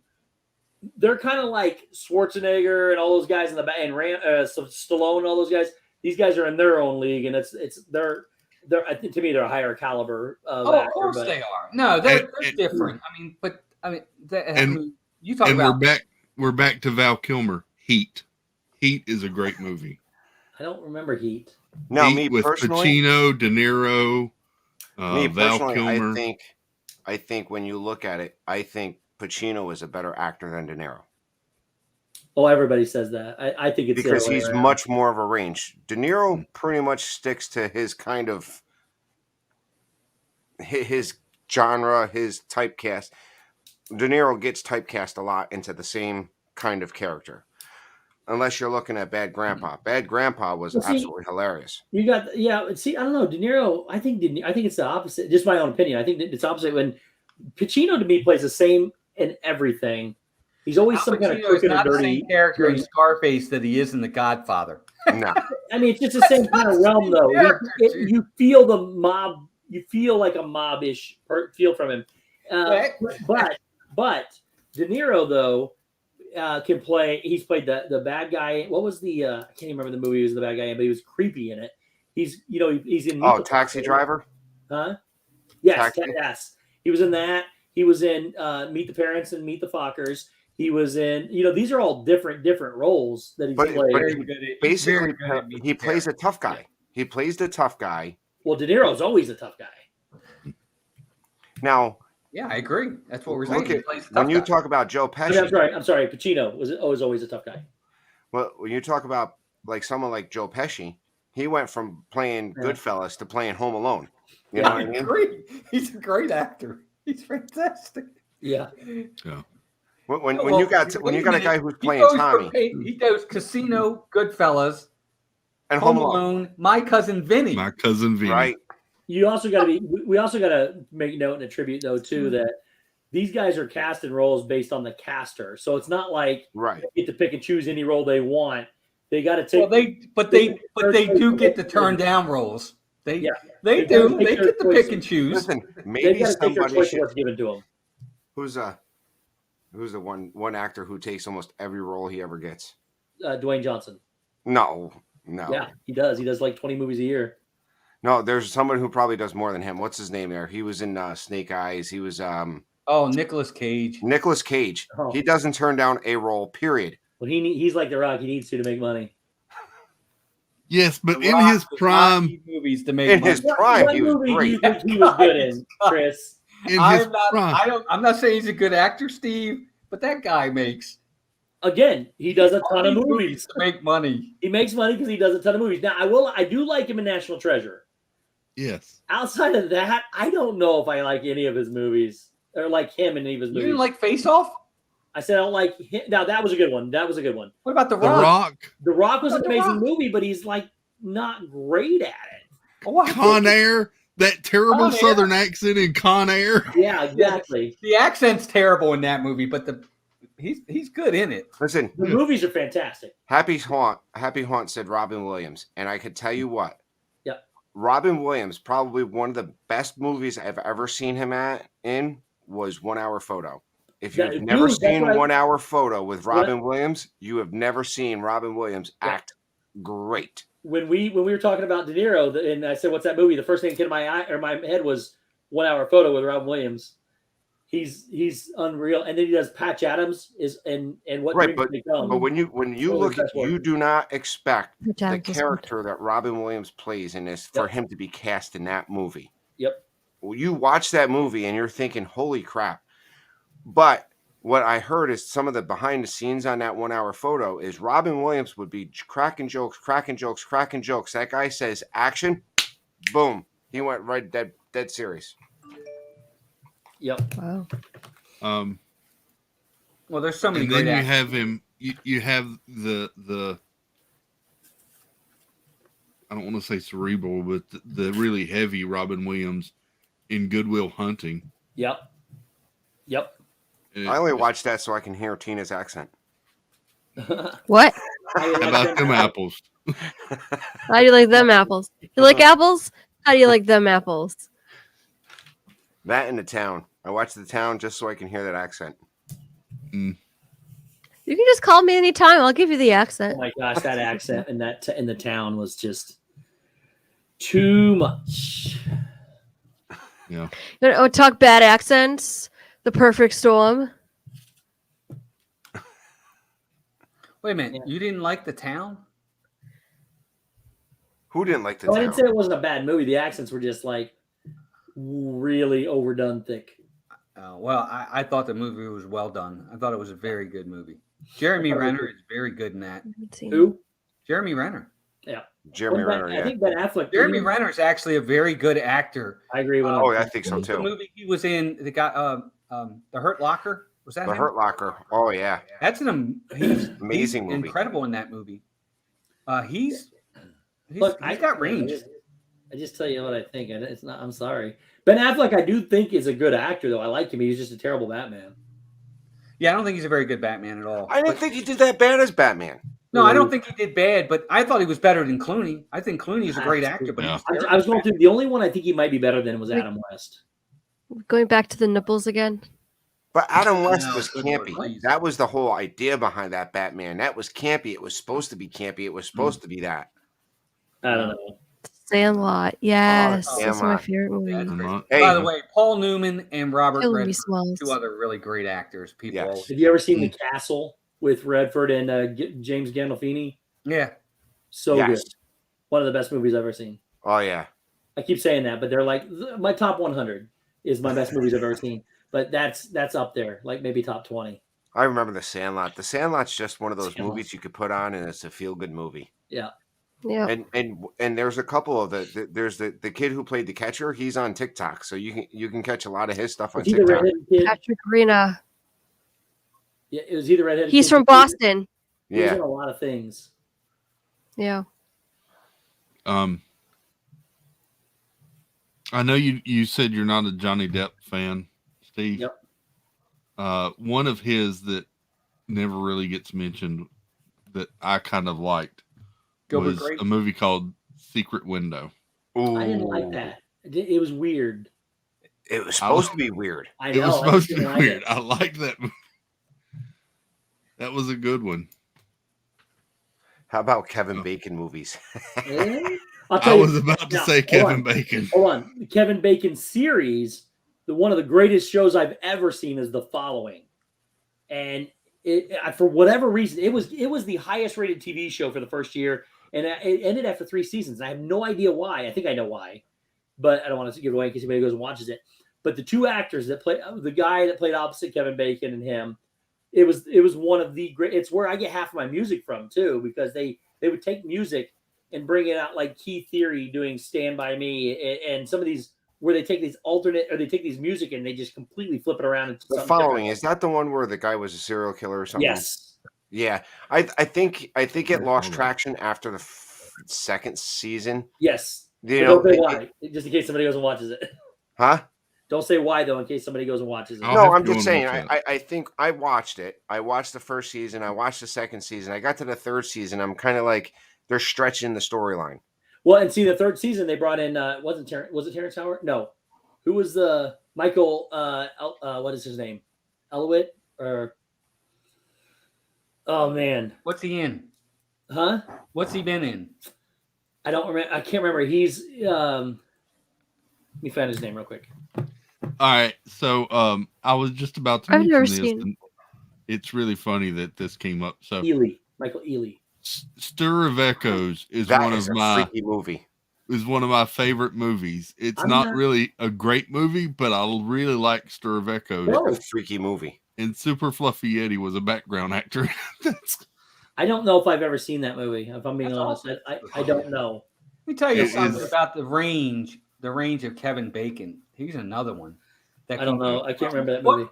He can go from playing in Footloose to being in Days of Future Past in X-Men as an extremely bad Yes. guy.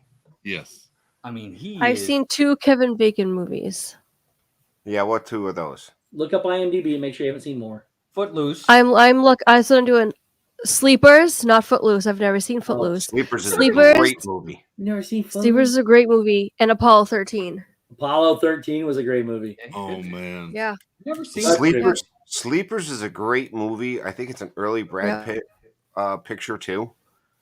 Yep. It's such a Isn't he also in Flatliners? Yes. yes. Yeah. Another ensemble movie. That Oh, one I'll was ask. good. All right, Tina, we'll go around the horn. I'll ask everybody. See how different all of our answers will be.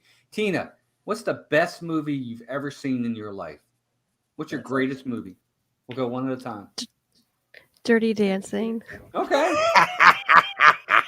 Tracy, Me, Silence of the Lambs is my favorite movie. Chris,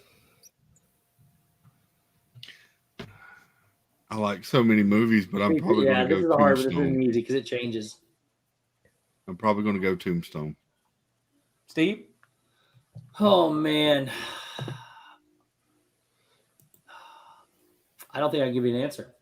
Oh my God. It's tough. Everybody else gave an It answer. Give an changes. answer. It changes. I like so all the many time. movies for All right. so Well, many what's your different favorite reasons. right now, Steve? What's the best movie you've watched ever? That's the problem too, because I like if I had to pick between there's 10 movies I could sit here and go, I don't know which one's my favorite.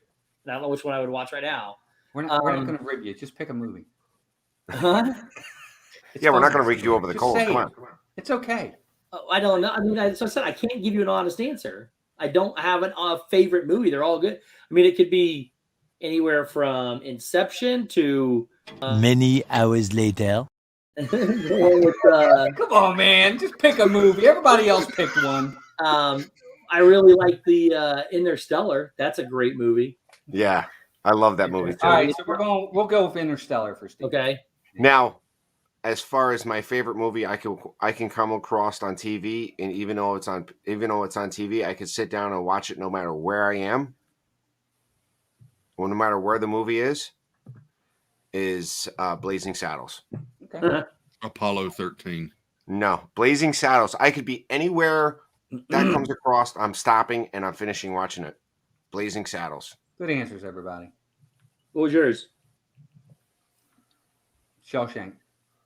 Oh, Shank's good. I'm not a huge fan of that movie. It was good, but I'm not a huge fan of it. That's probably one of I don't like the way it makes me feel. Morgan Freeman. Yeah. How's it make you feel? It really makes me feel all weird. What do you mean? I just don't like it. Morgan Freeman. Slutty Yeti says that she was in Dirty Dancing too. What?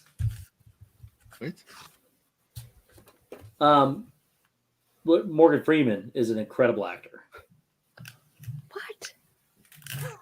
Tina Well, wants that's your awesome. number, Super Fluffy Yeti. She wants to talk. No. She wants to But- know if but- Patrick Swayze's butt was really that awesome. No, I don't know. I never found him attractive. It's my favorite movie because I resonate with the character of Baby. So that's Nobody that's likes why. Baby. You're not in the corner right now, are you? Jennifer, what's her name? Well- Jennifer. No, Garner? I'm against No. a wall.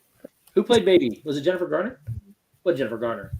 Jennifer Grey. Jennifer Grey. Yes. Who looks totally different after a nose job. Yeah, she All right. does. She does. So, here you go. Going back to the now infamous Batman and Robin with George Clooney. Nipples? Not only were there nipples, Oh no, there was those- butt crack in those suits as well. What? Yes, they put butt crack in the suits. Was it in the suit or was it like a pair of tights? Like No, a, it was in the suit. That was in the suit. I can't unsee this. Like the worst thing ever, man. It was such a bad movie. Joel Schumacher. That's Joel Schumacher too, isn't it? Yes, it was. I mean, I know he also did Batman Forever, the one with Val Kilmer, which I actually didn't mind that. I thought it was okay. But he did Batman and Robin too, didn't he? Yes, he did. Oh my god. And that's what killed the franchise until it was rebooted by Chris Christopher Nolan. Nolan, thank goodness. Yep. It was horrible. Yes. Yeah. So another ensemble one that and we're coming back to space again, but Space Cowboys. Eh. I always liked Space Cowboys. Really? I like Do you Space want to know Cowboys. the greatest ensemble movie in the history of greatest ensemble movies? Lord of the Rings. Tracy, get ready. Lord of the Rings. Infinity Oh. War. Now I'm talking about real stars. Most of those people in those movies back then, we didn't know who Orlando Bloom was. They didn't know who Billy Boyd was. They didn't know. He went They out do and now. got people on. No, he didn't, Steve. I'll bet you $1 But they million. do now. They do now, but I'm talking about the greatest ensemble movie of all time of stars. The Cannonball Run. Oh yeah. Not even 100%. What was that one about? Remind me. Tracy. It had everybody in it, dude. Captain Chaos. Oh, I did not like that movie. I just said it had the greatest ensemble of movie stars. Everybody's in that For the movie. movie stars that were popular at their time, Oh my god. Cannonball Run, you can't go wrong with. I agree with Jeff C. Burt Reynolds, Dom DeLuise, Dean Martin, Sammy Davis Jr., Frank Sinatra. Where do we even? I mean, oh my god, it was so funny. Those movies are so funny. Jackie Chan's in it. They're hilarious. I like Starship Troopers. I tell you I what, could not stand that movie. I could tell you what, it's different than the book. I'll tell you that for sure. I love that movie, Walt. The Cannonball Run, and then the Cannonball Run 2 with Farrah Fawcett's in the first one. But they are so funny. Oh, my gosh. Yep. So many cameos in those movies. They are hilarious. Cannonball Run done by the same crew that did Smokey and the Bandit, too. Yes, exactly. Right. Roger Moore's in there, and he plays... so funny. Yeah. Oh. Super Fluffy Eddie, if I'm not mistaken. Okay. That lake is actually dried up, and there's no more a lake there. Can I shift gears for a second? Sure. So you mentioned Roger Moore, so that made me think of James Bond. So now I'm curious, who's everyone's favorite James Bond? Daniel Craig. I grew up in a different time. I liked Roger Moore. I'm going with Daniel Craig. What? Close second for me is Pierce Brosnan, but Daniel Craig's better. Chris? Now, personally, I'm torn between Daniel Craig and Sean Connery. How do you not go with Sean Connery? Like, Sean Connery. As much as I love Sean Connery, he's the only James Bond. no, hold on. First off, you gotta understand. Daniel Craig's James Bond is really because the way they moved the way James Bond was filmed, and it really like mimicked what was going on.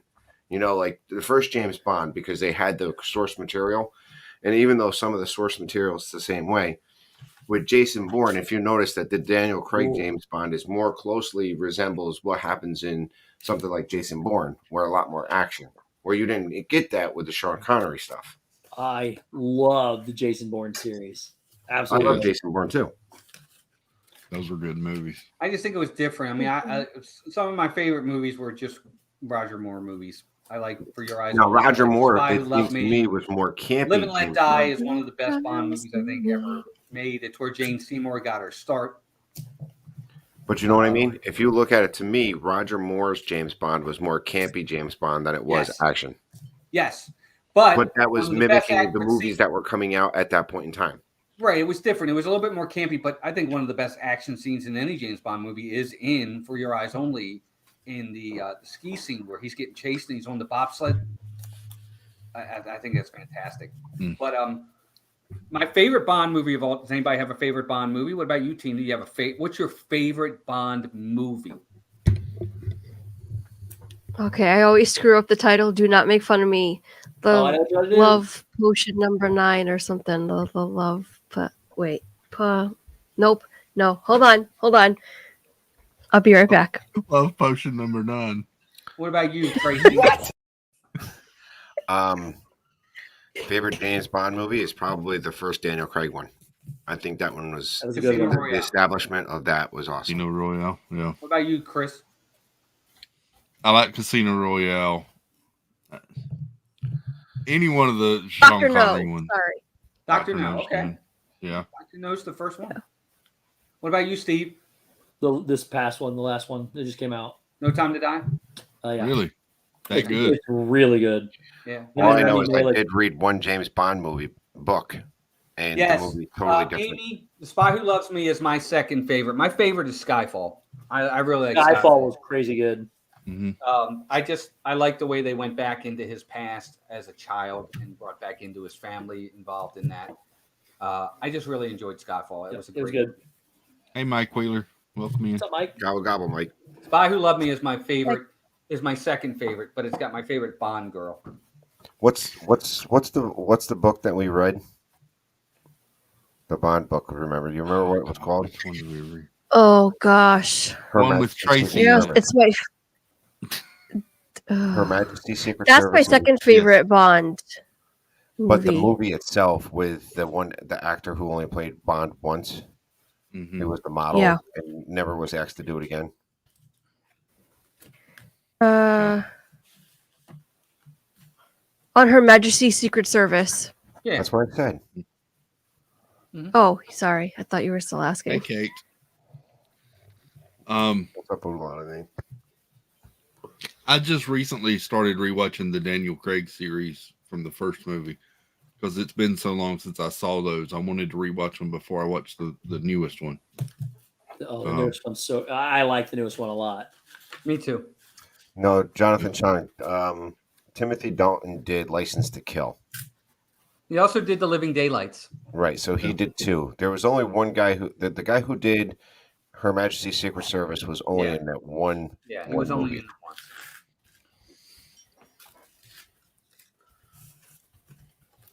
And see, Steve, I like Brosnan as Bond, but I didn't like. I don't know how to his take that. movies. I was think wondering. he's a good Bond, but I didn't like his movies. There you go. George Laxenby. Yeah, that's him. Yeah. And he was a male model who was asked to do it, and he never got asked back. And I don't think he wanted to do it again, because when he showed up for promotional videos or promotional, he had like a big bushy beard. Like he was trying to get fired from the job. Who's the best Bond villain? Blofeld. Yeah. No, have you seen the new one? Oh, have you seen the new one with Remy? No. Malek? No, Remy Malek plays an incredible villain. Not at all. The guy that played the villain in Skyfall, I think, is much better than Rami Malek. I don't know. I disagree. I disagree with your disagreement. It's okay. Can't triple stamp a double stamp. See, you're disagreeing. right. I raise you a disagree. Can't triple stamp a double stamp. Javier Bardem as Raul Silva in Skyfall is a great villain. Rami Malek's barely even in this movie, Steve. I disagree with your disagreement. He's in it for like 5 minutes. No, oh my gosh, no, he's not. Yes, he is. Go watch the movie, folks, and tell me what you think. I've seen it 3 times. Well, you evidently like something about it. Who's always He's not even close to being that.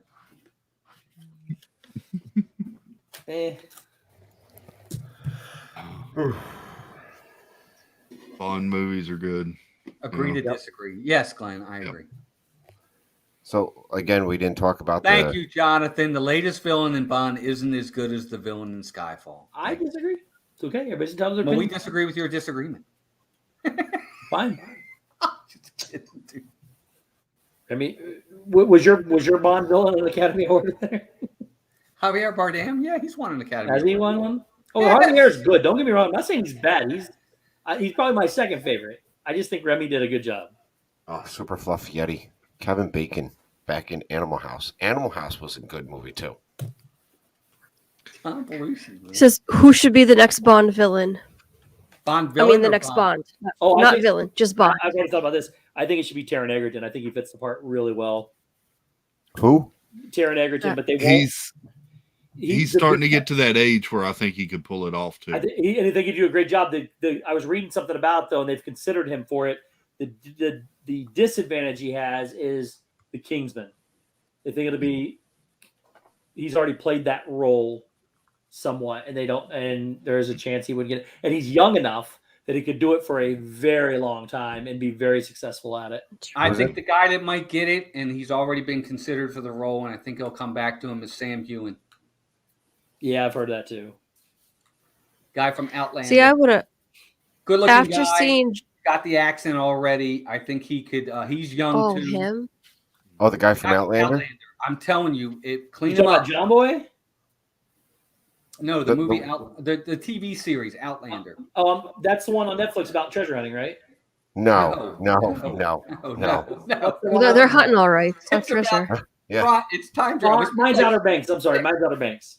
So no, my wife is a big Outlander fan. She just got the recent book that came out, hardcover book that's about this thick. And I'm not talking about Outlander that had Sean Connery in it. Not that Outlander. No. What's the? I can't remember the name of the person who the lead actor in that, or the lead character. In what? Outlander. The TV series? Yeah. Yeah, his name is Jamie Fraser. Is the character? Yeah. Sam Heughan plays. Listen, if the guy who plays Jamie gets cast as Bond, I think I'm going to have a Bond fan in the other room. That would be my wife. I'm telling you, that guy, he fits the role, man. And put it like this: my wife actually said that he would probably make a great Thor too. So he's not that attractive, though. I mean, if we're going for looks. Well, I don't know. I think it depends. I think he's a good-looking dude. I think Henry Cavill. I don't think Daniel Craig's that good-looking of a guy. Who? See, He didn't meet the Bond profile at all. He was the first. I don't think Daniel Craig's a good-looking guy. He's not as good-looking as Pierce Brosnan. Everybody was so worried about him because he wasn't dark-headed. But he's a great Bond. I don't know. He was the best. He was the best Bond, in my opinion.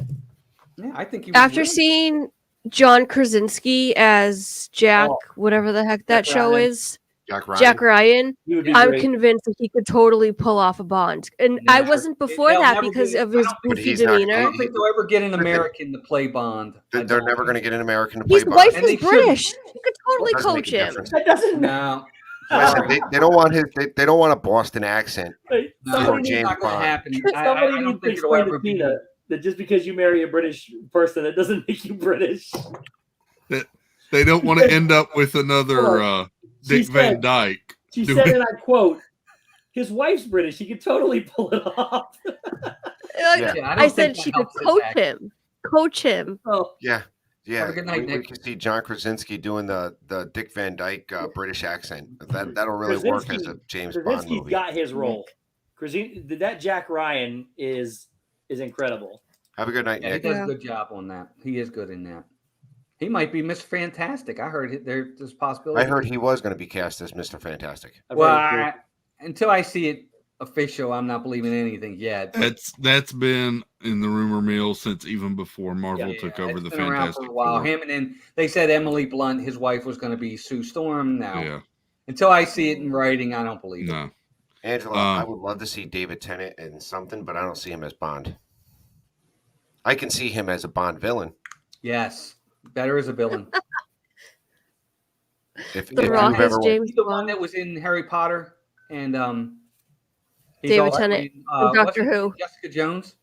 What are you talking about? Yes, if you've seen Jessica Jones, David Tennant and Jessica Jones is absolutely amazing.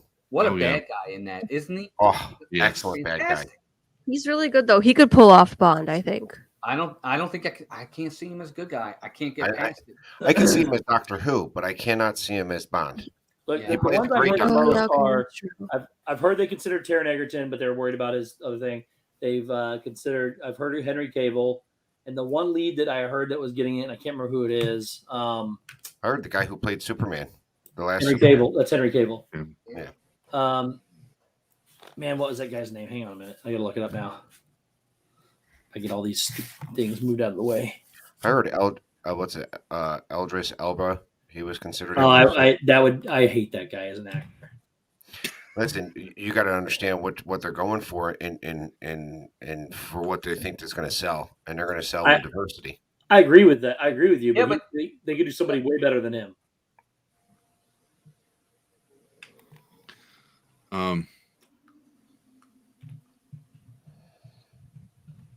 I can't see Jason Isaac as Bond. I could see maybe absolutely not. Tom Felton. Tom Felton? No way. I could From see Harry Tom Potter? Felton. Draco Malfoy? way. Yeah. No way. Not as Bond. Yeah. Have you seen him now? Like he's totally different. My boy Tom Hardy. Tom Hardy's the Tom other one. Hardy might be good. No. Tom Hardy and Henry Cavill are supposedly leading the thing right now. Other actors include, Idris is on the list. Whoever Regine Page is. There's a woman, the one that played in the new movie, that was Ops and that took over the 00 number. I think. Like I said, like I told you before, don't be surprised. I mean, they did it with Doctor Who. Here's a good one. Here's a good one bunch of that would other be things. really good. And a lot of people don't know this guy, but his name is Cillian Murphy. He played on Red Eye. No, absolutely not. I think he would be great, but He cannot pull off Bond. He's a good villain. That guy can't. I know exactly what you're talking about. He was in 28 Days Later. He was Scarecrow in Batman. That guy? No, Batman Begins. No, he's not. No, he's and Bond. absolutely not. You can say no, but they're considering him, so he's got to be up on the list. I think if they're considering him, they're not considering him hard. Richard Madden would be incredible. He's on the list too. Yeah. Richard Madden. I can't think of the name. He was in Game of Thrones. He was not Jon Snow. No, he was the brother. He was the brother. Yeah, and he's Cinderella. He was in Cinderella, the live action Cinderella. He was Prince. He was also in the Eternals. He was in Rob Stark. He's Rob Stark. He's in. Did you see the Eternals? No. Oh yeah, he's Rob Stark exactly. Who's that? What? Richard Madden, great actor. I don't. maybe, He's but he's the lead in Peaky Blinders, right? The No. one who played Scarecrow. I don't. he No, might be. But no. Have you seen the Different. Eternals? No, Richard Madden was on Game of Thrones. He was Robb Stark. Yeah, Robb Stark. He was He's also, also in that one. Eternals. He's the main guy in Eternals. He's the main guy in Eternals, Icarus or whatever is. I didn't see it. And he's also he's the prince in the live action Cinderella with Ellie. What's her name? Ella Fanning. Elle Fanning. Elle Fanning. Yeah. He would be good. And the other one's Tom Hiddleston's on the list. Loki. I don't see that working either. I don't see I that don't one either. see that working. I'm sorry. And Henry Golding is on the list. Because even if you look at Sean Connery, Roger Moore, all the other Bonds, they were a little bit more thicker set. I think Tom Hiddleston would have to bulk up a lot in order to fill out that role. The only other one that's on the list, oops, I just closed out. That I lost. I got to type it back in because I just cut his name out and I forgot who it was. The only one that's on the list that I think would be terrible is John Boyega, the Finn, which I didn't like his character in the new Star Wars ones. He played opposite of Rey. Oh yeah. I didn't like the character. I had heard at some point talk of going back to Game of Thrones. Who? The guy that plays Jaime Lannister. He would be good. Nikolai, whatever his name is. Yeah. Coster, whatever. Yeah, that's him. He'd be all right. So I don't have a problem with him. I want to see more body of work. He's great in Game of Thrones, but he's done some other stuff that is bad. Yeah, I saw him in one other movie, only one other movie, and I actually liked it, but I don't remember what the movie was now. But I just don't. Yeah, he's not done enough to prove himself, in my opinion. Christian Bale's. I mean, I think Christian Bale he's not British, right? No. Yeah, there he is. Well, he doesn't have a British accent. Is he Australian? No, he's British, but he does an American accent perfectly. Oh. Yeah, he's definitely not American. No. So, speaking of movies, and I just Tom Holland's not American. He's got a great American accent. He was. Yeah. What did everybody think of Dune? If you watched terrible. I can't get through it. I'm sorry. I'm I telling watched you, the whole thing. It's a 2.5 hour trailer. I like it. I liked it. Disagree. If you've watched any of the other Dune, if you've read any of the books, I liked it. Well, I liked the first Tracy, scene when it came out in the movie theaters back in the day with Sting, and it was horrendous. But that's 84. That was horrible. Tracy, I will love the second one. The first one was terrible. It was so slow, no action whatsoever. It was just bad. I think it was a lot better than the 84. And well, you don't have a hard to do to beat that. Yeah, but even if you've watched the 2000 miniseries from Sci-Fi, it's close, but I think it's a lot better production than I think it was awesome. I liked it. Mike Wheeler with the knowledge. Christian Bale was born in Wales, United Kingdom. He was born in Haverfordwest, West, United Kingdom. Yeah, Angela Menta, I would agree with you. I'm gonna be honest with you, Tracy. You are the first person I've heard say. I liked it. I really did. I really liked it. That doesn't mean it's wrong. I'm just saying you're the first person I've heard say it was good. But I guess if you've read the material, you kind of understand where it's coming from. But see, the people that hate it the most are the ones that are diehard Dune fans that have read it and love it and breathe it. They're the ones that I'm seeing blasted all over the internet. But you got to remember, I mean, it's you can't expect a full 100% faithful adaptation. I mean, I don't care about that. It was so slow is the problem. There was no action to it whatsoever. It was a story. Look, I'm all for setting a setup movie, all for it. But it was 2 hours and 37 minutes of the slowest trailer I've ever seen in my entire life. It was. I like it. The movie. I mean, Dune. I like Dune. I'm gonna love the second movie because now they got somewhere to go. But I could have told that story in 20 minutes. What they told. Well, I mean, yeah, you probably could have, but it was so slow, man. It wasn't for me. It just was. I liked it. I personally liked it. Good. But okay. I can't get through it. I got to agree with Steve. I'm about 25 minutes into it, and I was like, did you guys ever watch the Sci-Fi miniseries though? I didn't watch. I could care less about the miniseries, but just on a standalone movie itself, it just is bad. It should. The problem it comes down to is you can't put Dune in one movie. That's what happened in '84. And I'm okay with that. That's why they're doing multiple movies. They're 100% accurate in that. This one could have been so much better, though. They could have just thrown action into it, and it would have been better. Other than one sandworm eating somebody, but I mean, it was slow, man. It was really, really, really slow. Like I said, I love Dune. I'm gonna love the second movie. Now that Zendaya has more than 3 minutes in the movie, it's gonna be a fantastic movie. Hey, Jeff. Dr. Who. Hey, Jeff. Jeff, you got the link. Oh gosh. All right, I'm gonna go to bed. I'm exhausted. Night, Tina. Not dear. Good night, guys. You want to tell anybody what you got coming up? Just Check putting out out Tina's Vlogmas. Yeah, it's 25 reasons why I believe in God, and it's just pieces of my testimony through my life. So Does that go along with the 25 things that Jason has to fix in his car? Is why you believe? no. Great, by the way. I love that. Have a good night, guys. I liked it. Thank you. Night, Tina. Have a good night, Thanks, I Tina. appreciate it. Night, Tina. Good night, guys. Love you. I'm gonna roll too because I have to get up early for stuff. Another Thank you all stream. very much. It's always been a pleasure. Thank you to everybody in the chat.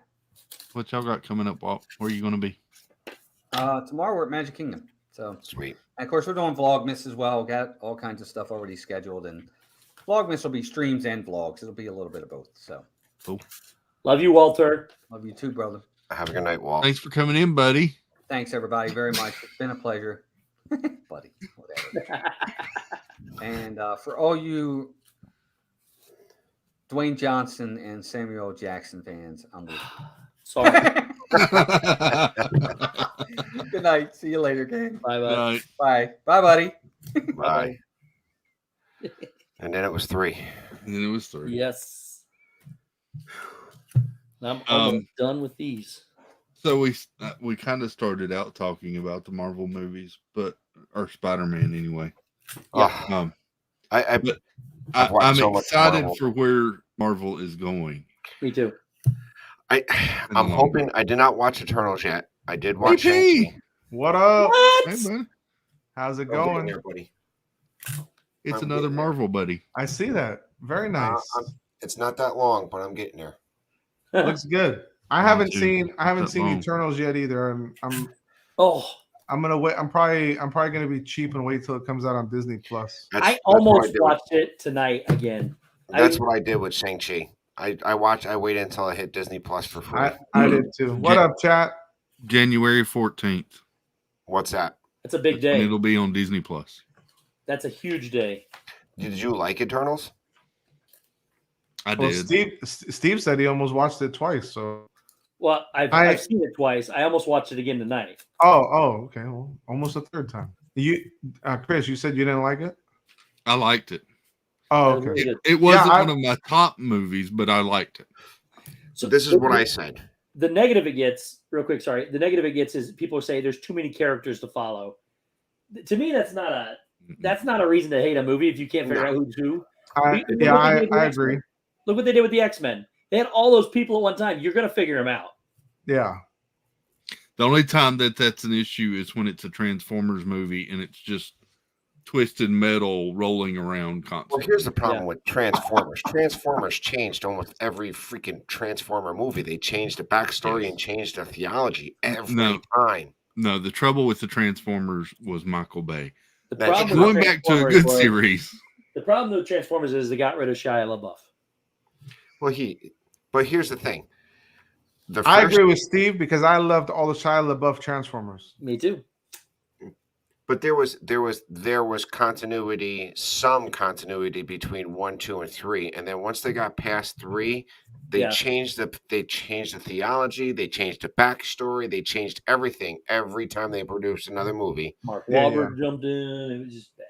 The Wahlberg ones were not. I enjoyed them, I guess, but they weren't great movies. Hi, VP. I would agree. How are you? Hi, Stacy. The mod of all Hey, stream. Stacy. Welcome in. Who? 3 of my favorite guys. Who is she leaving out?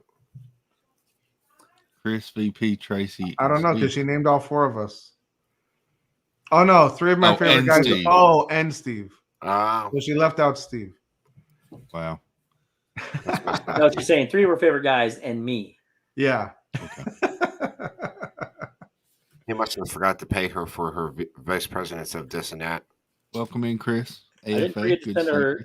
I was just on AFA's channel. We had a good chat over there. Awesome. Just like sitting in the living room talking. That was fun. Last night, how many of you guys are? I can't say how many of you guys because Tracy and Chris haven't yet. Steve, have you seen the new Cirque du Soleil show?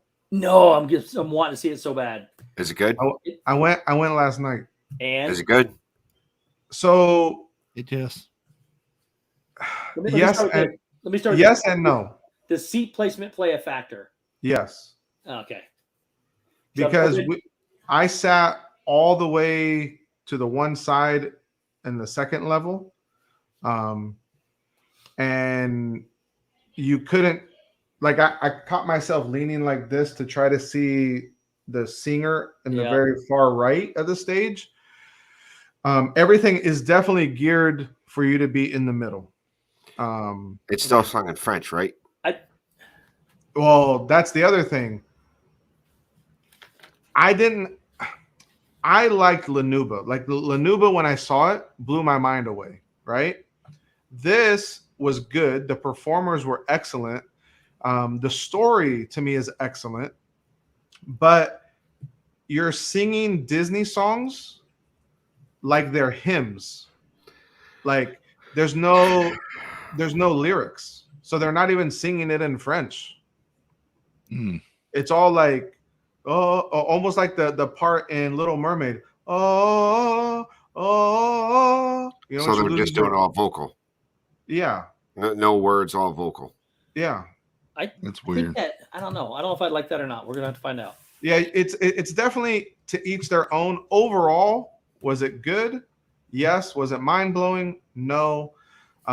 If you're into technology meshing with physical performances, you'll love it because they did a fantastic job with that. I really do enjoy that. The first Cirque du Soleil show we ever seen was Lanuba, and Billy absolutely loved it, and she was like she didn't want it to end. And we seen a couple. We went down to New York. We went to the city, and we seen one of the shows that were there. That was in I think we actually seen Rockefeller Center or something like that. They did one there. That was actually a pretty good show. The only reason I would ever go to Vegas, which looks like you had a great time there, VP. Vegas the only reason I would go there is one of the things I want to see before is Beatles Love. That's the only Cirque du Soleil show I really want to see now.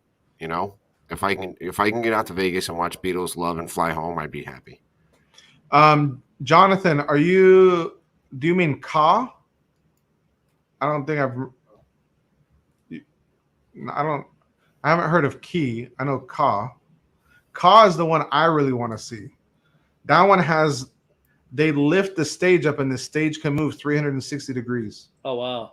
And they do like a whole fight scene on it and everything. Like it's a massive arena. That one's at the MGM Grand. The next time we go, I'm definitely buying tickets to go see that. I want to go see that one. And then I know my daughter would love to see the Michael Jackson one. Right, and I think if I'm not mistaken, I could be wrong because I know the whole idea behind Lanuba was it's all sung in French because it was French Canadian. It's where it's based out of. Yeah. Beatles Love and Michael Jackson was the only two shows done in English. And that's probably true because of them being from Canada. But yeah, the shows are amazing. I can't wait to go see that. I actually even though I haven't used it, I signed up to be a member of, those rewards. You know how like every company nowadays has reward memberships. So in Vegas, they have M Rewards, and they just sent me an email. They're like, take advantage of your rewards and get discounted tickets to Cirque du Soleil and stuff. I'm like, babe, you and I need to go back soon because no, you can just take me. I'll go down. I'll hang out in Vegas with you. I don't gamble, so I'm there's so much to do in Vegas. I was just telling Chris on our little talk. You can go to Vegas and have a great time without drinking, gambling, or sex. Okay, I'm still gonna drink. The other two I can leave off to the side, but you know. So Angela says she hasn't seen any of those. I haven't seen a Cirque du Soleil. If they're good, do you like orchestras, Chris? Yeah. If you like that and you can appreciate really good, we'll just call them performers. Mm-hmm. You would love. I think you would love Cirque du Soleil. I think I would love it. I mean, just from what I understand of it. I would say when you watch The Lion King, you remember the monkeys, the monkey show during The Lion King, the trampan, the chimp, the chimpanzee. Yeah. Just assume that on steroids, and that's pretty much what you get. But I mean, when Cirque du Soleil Lanuba used to have like the Chinese juggling. They had the bicycle guys. They had the rings where they were sitting in the rings and they were going around. It was a good show, Lanuba. I understand why they got rid of it because it got to a point where it's the same thing over and over. I still think if they put Lanuba back on, they would still get people buying tickets. Yeah. I mean, I understand why they did this. It's the first time that they've had, Disney IP into something like that, which I went with Richard Blumenchiesa. We were able to meet for the first time in person, and him and I went. He actually took me because his sister wasn't able to go. But as we were talking about it, like we were thinking maybe this is the beginning of, because so many people hate that, oh, here's another show that has Disney IP in it and this and that. And I don't necessarily agree or disagree with that statement. But I think this was a good test, so to say, to see how it's going to be received, because I could definitely see them using some kind of these Cirque performers in other Disney shows, similar to how you were saying, Tracy, with the Lion King show, But you get what I mean. The Lion King, I mean, there are certain acrobats that need to be done. Yeah. And it's got to be timed right. Lanuba is on steroids. You got to be on point, on time, every show, every time. If not, you're going to get hurt. Yeah. Yeah. Apparently, there was a malfunction with something when they were going in this big the big double wheel that spins around. Hey, Andy J. That was just added. Yeah. Well, something happened, and they went around like twice. And then the performers went backstage. They turned all the lights on, and they were like, due to technical difficulties, we're taking a brief intermission. Oh, wow. Listen, not for nothing, that's a great idea, because if it's not going right, why put yourself in a position where you're going to hurt yourself or nobody in the audience wants to see anybody get seriously hurt either. Nope. So, yeah, that's why I said what I said. Udi La La Lane is, if you're into, if you can appreciate, performances like that and the music, you'll like it. But yeah, otherwise it's definitely not for everybody, but it is a good time. It's good to see that it's back. It was I don't know if it was quite sold out, but the whole thing was packed. Like, and I could you didn't see big rows of empty seats. You may have saw seats here and there. I could see it getting packed for, it depends. If word of mouth comes off that people don't like it, then you're going to see the ticket slumps, and then they're going to close and they'll probably look for something else. But Lanuba was a great show. There's no doubt. I think it was just there too long, and they thought maybe it's time to update. So here's Steve. You were asking, does it make a difference? That was our view. Oh, okay. Okay, so there's two rows, right? There's two half moons. Yeah, so there's that lower half moon. Yeah, and then I'm in the upper half moon. I'm looking at tickets. I was looking at tickets in the middle, but there's only it's hard to find two seats together in the near future. So right up the middle, is where I've been looking, but they were hard to find. If you're in those two middle sections, whether you're down below or up high, it's not going to make a difference. Okay. Not really. At least not worth the price difference, in my opinion. It looks from your picture. It looks even on those upper levels like it's a close to the stage. It's not a huge. No, it's a small. It's definitely a small arena. Yeah. Not like you're in a big arena like football stadium or something. Well, it's like Jonathan said, he helped raise up the Cavalier Cirque Horse Show, largest tent in the world at the time, at 125 feet tall and the size of an American football field. Jeez. Wow. That's crazy. They're one of the few that still traveled around with a big giant tent and can do amazing shows. Yeah. But it was a good time. And then I went to Epcot last night afterwards and got some fish and chips. Got to say hello to Jeff and Angela. That was cool. And nice. For the love of Disney. Fish and chips. Boy, I missed that. Yeah, I'm going to bail around 12, Chris. All righty.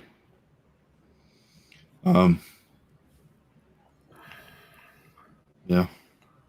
Well, I'm glad that's back open. I didn't know when it was opening. So I think it opened November or November like 17th or 19th or something like that. Yeah, I was gonna say it was just 2 or 3 weeks ago. That's cool. I thought the merch was lacking this time though. I've never been in there in that one to see what it looks like. One thing that I know that they have for most of their shows is a book, like to tell you about the show, and it has pictures and everything of the show. This like one, yeah, but like I'm talking a hardcover, thick. Right. You know, I mean, it's just a big playbill. Yeah, they don't have that for this show. So hopefully they'll come out with one. But it was good. I think my favorite part, without giving spoilers, was the unicyclists. Those were the two. The unicyclist and the double ring were the two that were just added. The unicyclist is. Did both of those? I never thought a unicyclist would blow my mind. The unicyclist blew my mind. Did both of those have yodeling in them at all? Both those two segments? I don't remember yodeling. Like a yodeling pickle? No, I know a guy that knows a guy that did some yodeling. This guy knows this guy. That did some yodeling. And this guy's nephew. This guy's nephew's roommate's a yodeler in the show. What up, Yachty? One thing that I'll say is, if you've never seen a Cirque show, there is so much going on. Yeah. And so there could have been yodeling. If there was, I didn't hear it. Yachty loves Lanuba. She has the book somewhere. Yep. Yeah. So it's cool. Super Fluffy Yeti says they love your vlog. Thank you. So do I. You're doing a great job with those. Thank you. Yes. I know we had talked about it before you started doing them, and I like the added little touches you did, like the Christmas lights and yeah.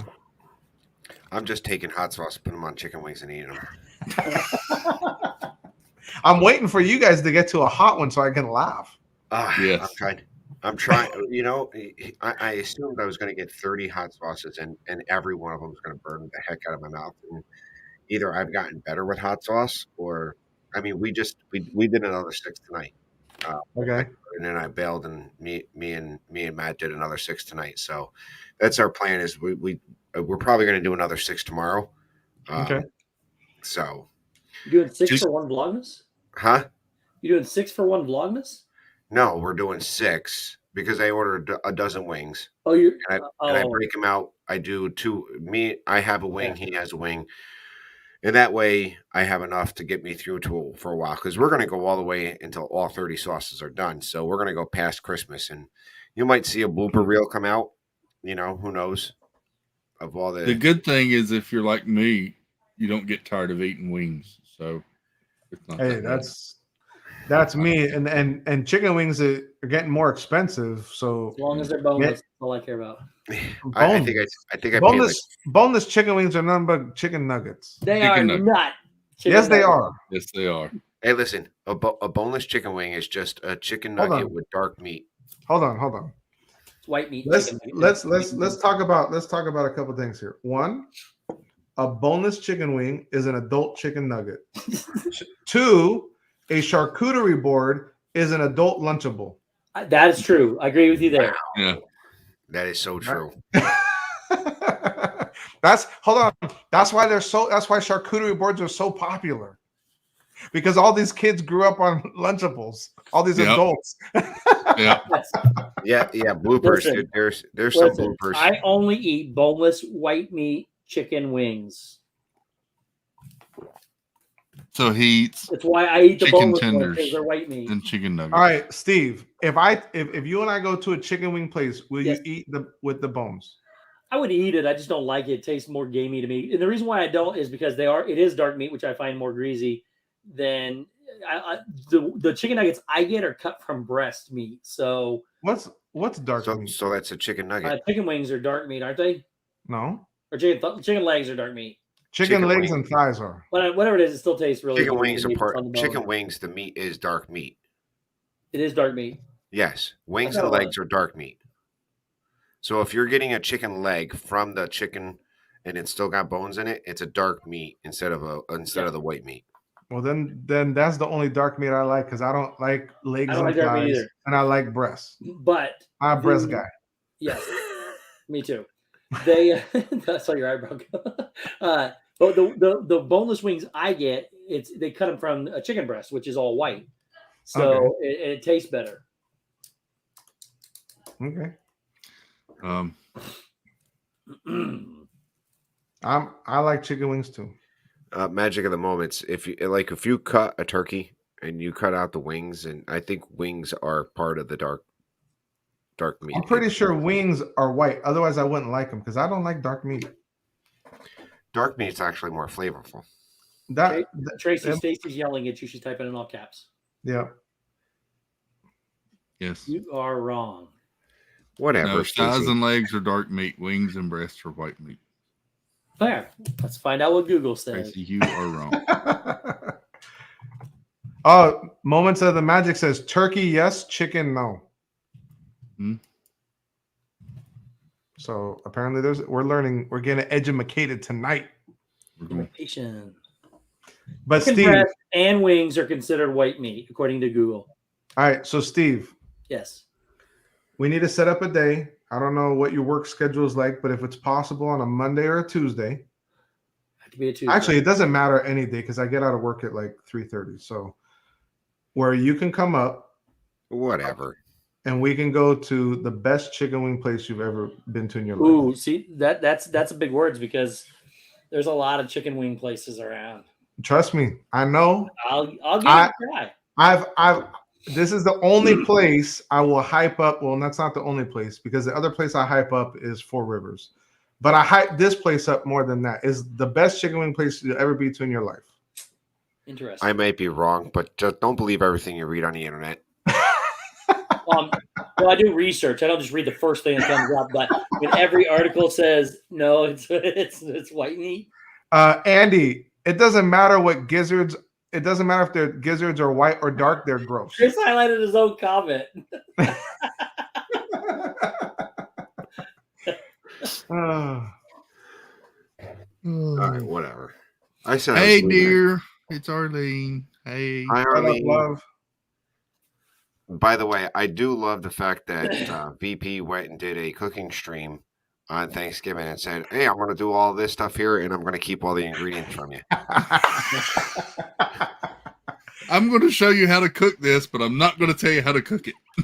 Bro, my daughter. I'm only messing with you. No. When I started that vlog, my daughter was still sleeping. She woke up and saw me doing it, ran out. We have a countertop that opens up into the kitchen. Yeah, I remember. And she came over and was like, "You're not telling them the recipe, are you?" That's the best place. I've said it 100 times. I'll say it 100 more. Papa B's. Listen, I like the fact that your wife was going to text and give me the recipe, and Mylene's like, no, you're not. Yeah, she's like, no. I've had people offer me a lot of money to give them that recipe. I have a couple. It's a Puerto Rican dish, right? I don't know. None of us are Puerto Rican, so I don't know how we got it, but I think it is. I just assumed it was. It probably is, but I don't. I would assume yes, because Arlene knows how to make a lot of Puerto Rican dishes, even though she's Colombian. I never would have known that, Arlene. I had no idea. And I don't get why Mylene considers me, Jeff, and Carlos like the three amigos as far as messing with her. Because Jeff messes with her, and you guys are his partner channel. Okay. And there was something that happened. I squished her on people. And so then from there on, it's game on. Yeah, it's game on. But you know what? It's all done. It's all done out of love. Oh yeah, that's the same with her. Because otherwise, she'd be quiet in the corner, and you wouldn't even know she was there. All right. It was funny because the first day her and Jeff really got into it, going back and forth. We were walking in Epcot, and Jeff came over to Arlene and I and was like, "Is she okay?" Like, you know, and we're like, "Jeff, she's giving it right back to you. She can hold her own. Yeah. Trust me. If she doesn't like it, she'll tell you." Andy J, you dropped that comment a little too late. Tina was just here. You should have dropped that in when Tina was here, because I'm not on the pickle juice bandwagon. Sorry. Hold on. I just had my first Chick-fil-A. Oh, because they marinate their chicken with pickle juice? Is that it? No, I think it's just because the pickles they put on the sandwich. That's gross. I don't like that. I order my Chick-fil-A sandwiches with no pickles. I order my Chick-fil-A sandwiches with no pickles. Thank you. And I love pickles. I just don't like them on my Chick-fil-A. I don't like the pickles they use. I don't like pickles. Oh, I love pickles. I order all my sandwiches with no pickles. Yes, that's all three of us. Me too. I mean, that's the best. Yeah, that's what I thought. They marinate it in pickle juice. Yeah, I love that because it that's what gives it part of its unique flavor profile is the vinegar. Mm.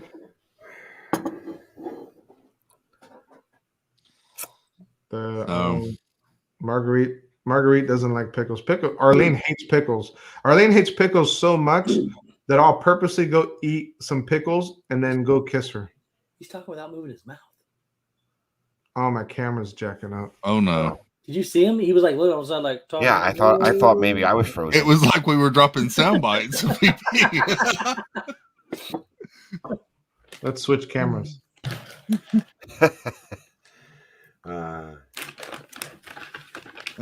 How much longer is the McRib around? That's a good question. I haven't had one yet.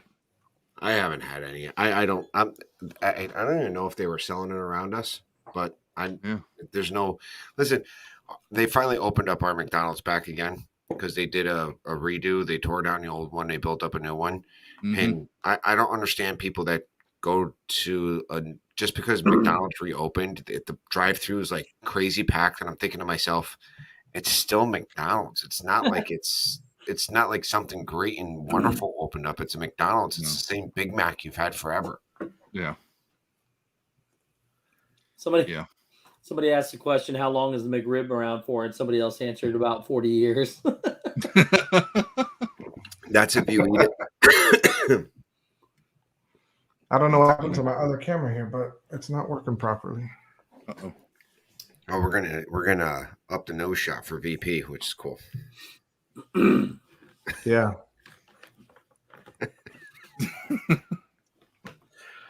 Oh. Let's see. Beyonce says I would never talk to Pa again if he kissed me after. Oh, yeah, you would. You love them too much.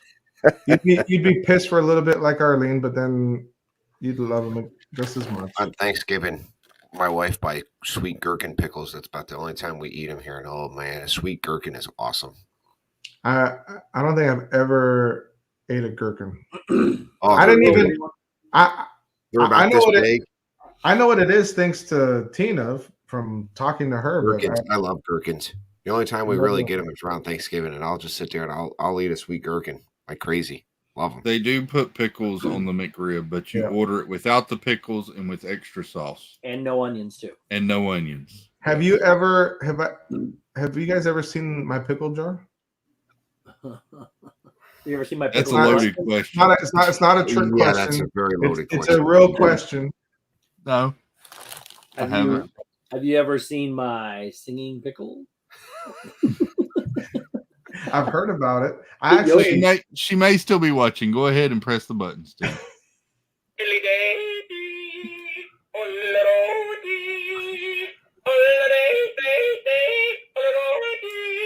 All right, that's enough of waving your pickle around. And I have where did BB go? I also have pickle band-aids and a pickle book. Like I was looking through it all today. And here's the book I got. Cooling off with a cucumber. And it's got a nice little collection of illustrations there. And the back of the dog sits really proper. Oh, look at that. Looking at his, the whole premise of the book is Oso is a Rottweiler pup whose favorite snacks are fruits and vegetables. He lives with his mom and dad in a town called Veggieville. On a hot summer day, Oso is craving something cool to eat. Come join Oso and his friends as they learn about friendship and healthy snacks.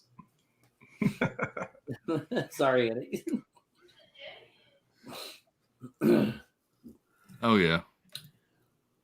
So yeah, it's a pickle. Dill pickles are the ones I like. This though is a pickle jar. No. Have you gone to Sam's Club or any of those other ones and gotten the gallon size of the full pickles that aren't cut up? No. So you get spears. So you're talking to a pickle aficionado here. Yeah. You get spears because the flavor is better inside, and you get this one because most spears are real small. Mm-hmm. These are like Godzilla cucumbers that they use for these because they're massive. Get them from Publix. The only place around us that sells this jar, which is a 64-ounce pickle jar, is Walmart. VP, what you ate your pickle with the other day?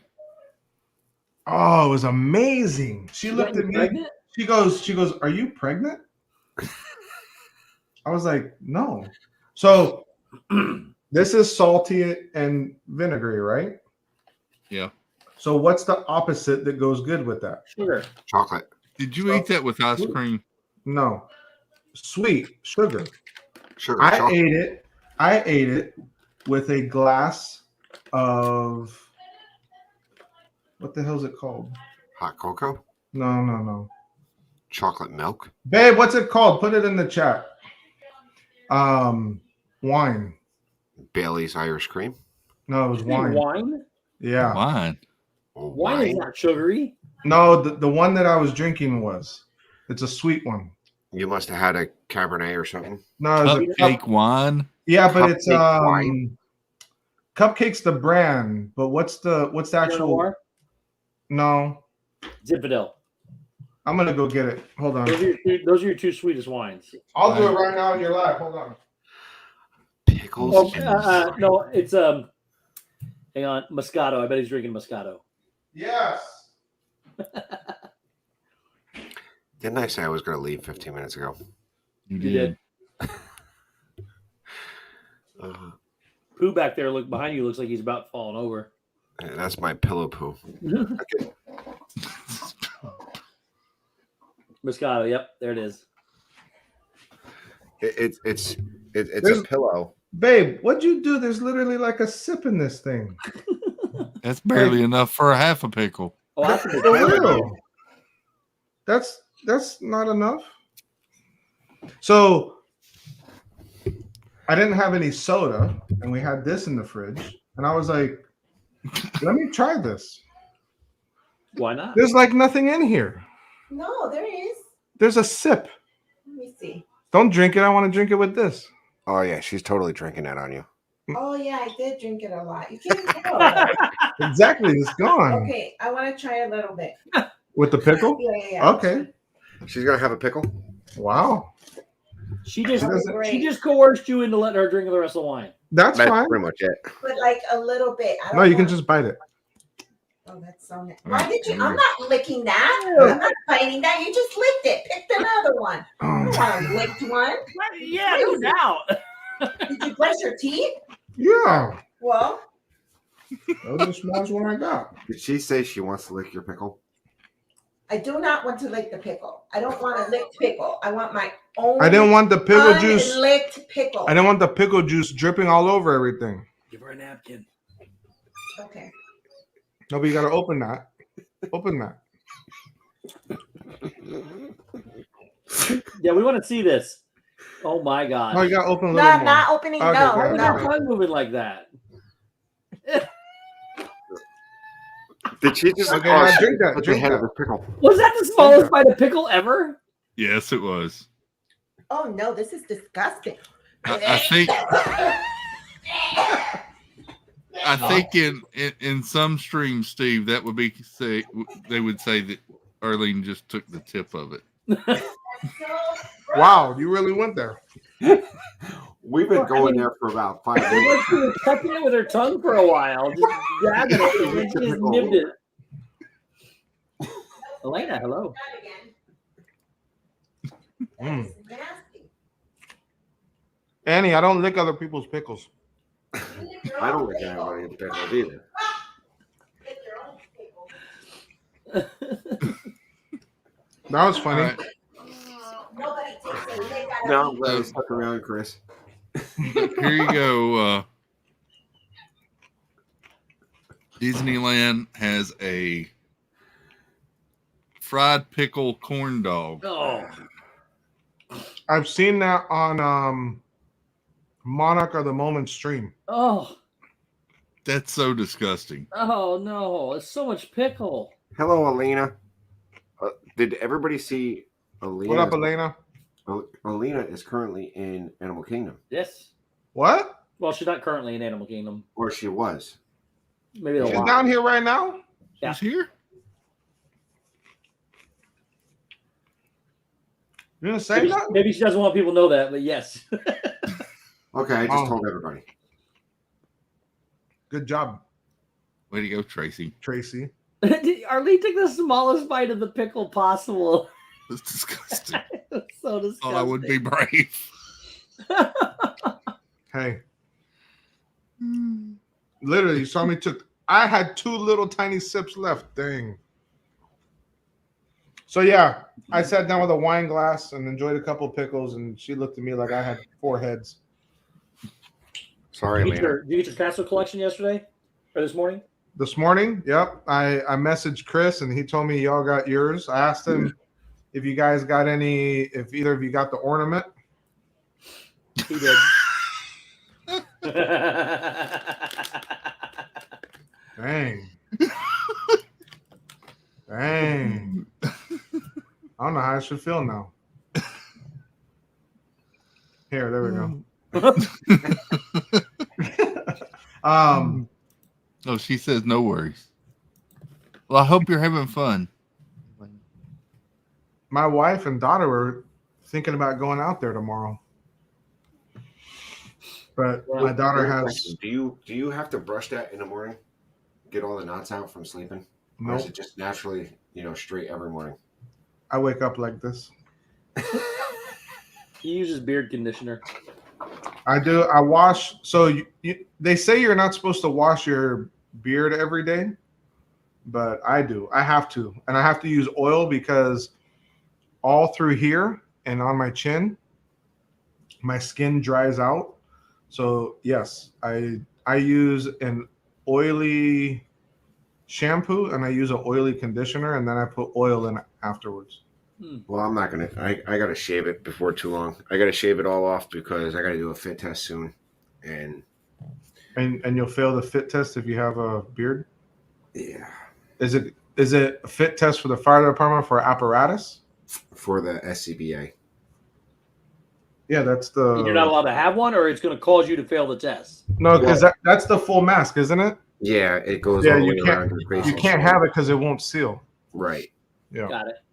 So, I mean, one for my instructor job, when we get to an IFO class, I have to be clean shaven because you're going to go into a burn room, and then for the fire department itself, I should be clean shaven. They actually tell us that if you take a credit card and go up your face and you can hear the stubble, that's too long. Yeah. Chris. Yes, sir. The whole castle collection is still available. Yeah. Except for the ornament. Except for the ornament. I was going to say the ornament's not there. So what are you going to brush your beard now? No, I was going to say this is the kind of brush I like where it has a normal bristle and then inside of it, it has like the beard brush bristle. It's a cute color. Oh. Yeah. I jacked it from my wife. Yeah. It's actually her brush, but it's the one I like using. Well, I know you don't have one for your hair, so. Yep. Well, technically, it's still my hair. It's the other side. The other side of the brush is for his hair. Yeah. If I hear it, it's too long. Hey, Dave. Hi, Dave. On special occasions, if I want to straighten it more, but look, you see this stupid line right here? Yeah. That's from wearing the mask for 2 hours yesterday in the show. That's yeah.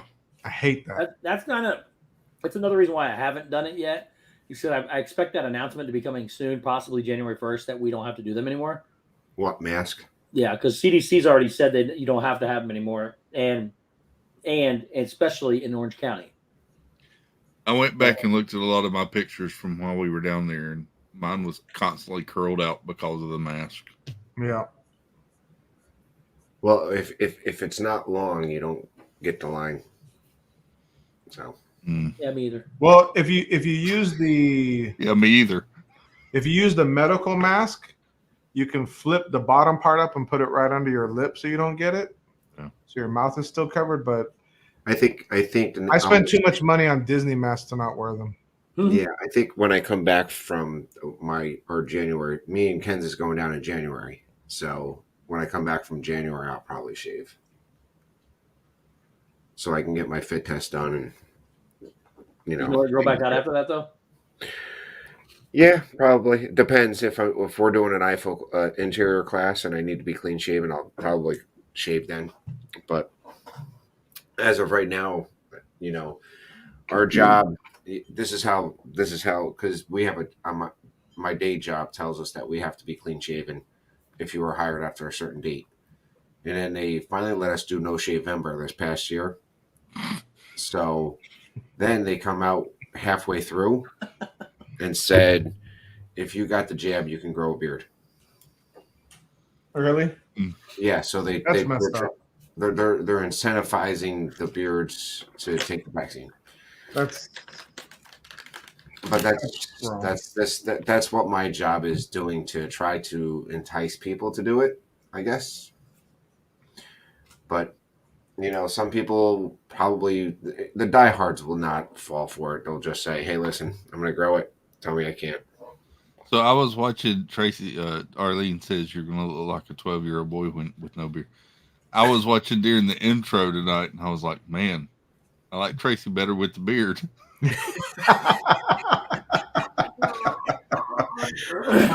I like Steve seeing himself with face paint, and I like Tracy better with the beard. I like Steve. I like Steve in the geisha makeup. It's very gray up in here, but that's about it. Right about here. That's where I first started going gray. I'm not even 50 yet, so it is what it is. Me neither. Hold on. Look at all the gray. I'm barely over 40. Me too. Listen, I'm looking at you. I see the gray, but then again, I've met Mylene. Yeah, and she has 2 older brothers. Exactly. Billy Joe likes the beard. Billy likes the beard. She said she likes it. She's getting used to it. Here you go. Arlene liked my beard when it was about that length because I kept it like that for a long time. And then when I decided to just grow it out, she was like, no, cut it, no, cut it. And now she's like, don't cut it.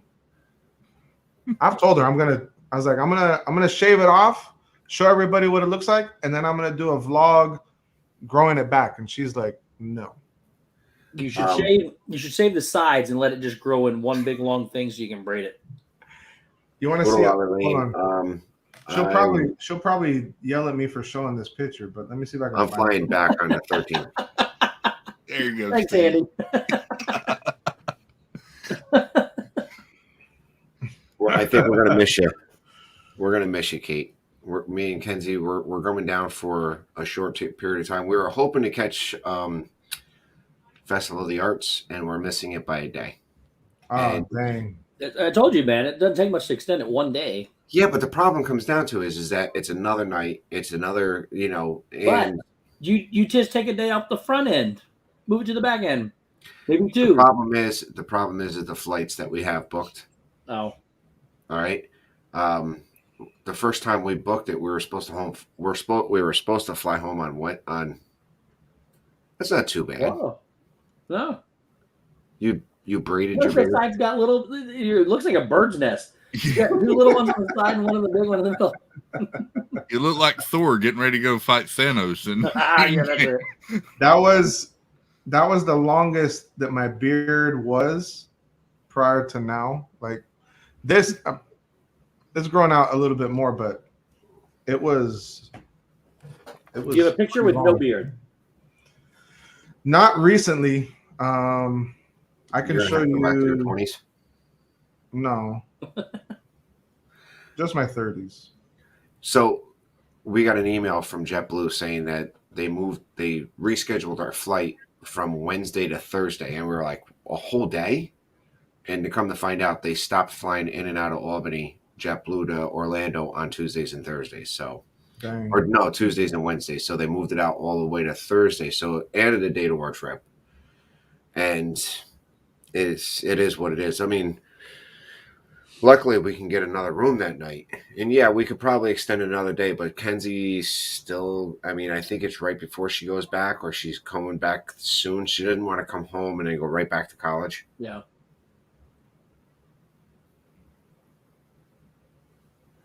Yeah, classic Jeff.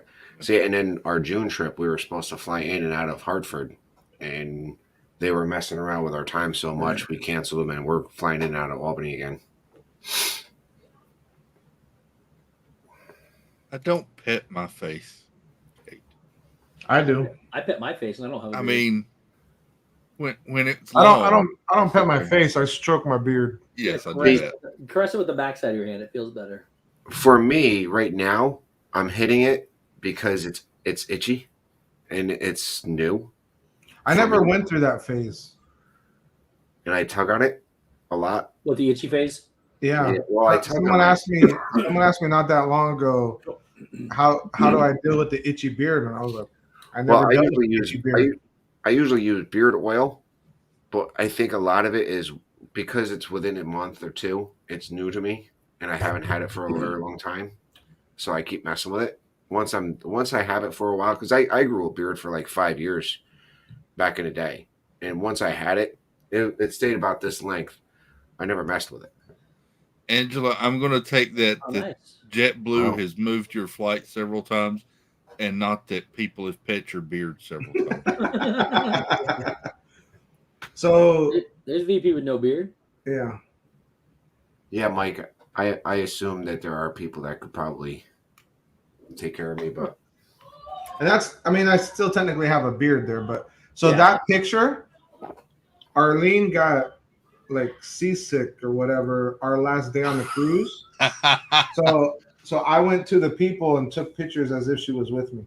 Oh, looks like you're getting ready to do some karate on somebody. That's funny. That's cool. I knew she didn't it's feel still a beard though. Huh? It's still a beard. It's not growing. Yeah, but it ain't that beard. It's not that beard. It's not a clean shaven face. No, you're not. I don't think I have any pictures without at least a goatee. And that's going all the way back to high school.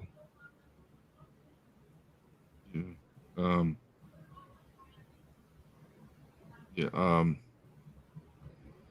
You sure about that? Well, there's the fake one I sent you.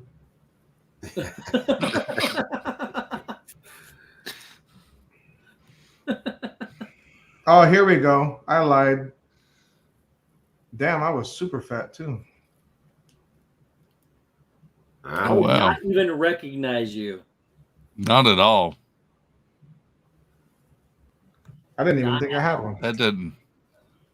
And then still got some stubble there. It's not like you're not like completely clean. And that was probably 2 days after shaving. This thing grows like it's insane. See, mine never grows, but I also have this like curls. Like it doesn't come out straight. And my beard curls. I shave every day, but I shave every day, but I dry shave. So it just, if I keep it going every day, it's okay. This is prior to growing the beard out. That's what I look like 99% of the time. Huh. Just a goatee. Just the goatee. I used to have the young man's goatee where it just was on the bottom of your chin and that was it. Nothing. Everything else is clean shaven except right there. Right there. Yep. Well. Yeah, I'm gonna bail too. I think we're gonna call it a night. Wow. Whoa. That was VP in his refereeing days. I referee. This was the Tommy Hilfiger referee shirt. Look at that hair. Look at all that hair. What was it, like high school? Yeah, this is junior year. Jeez. Wow.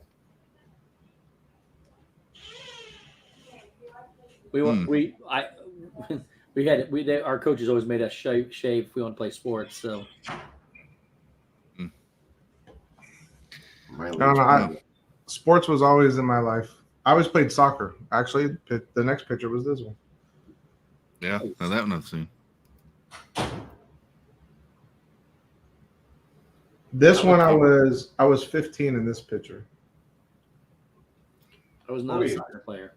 What were you, growing a beard when you were like 10?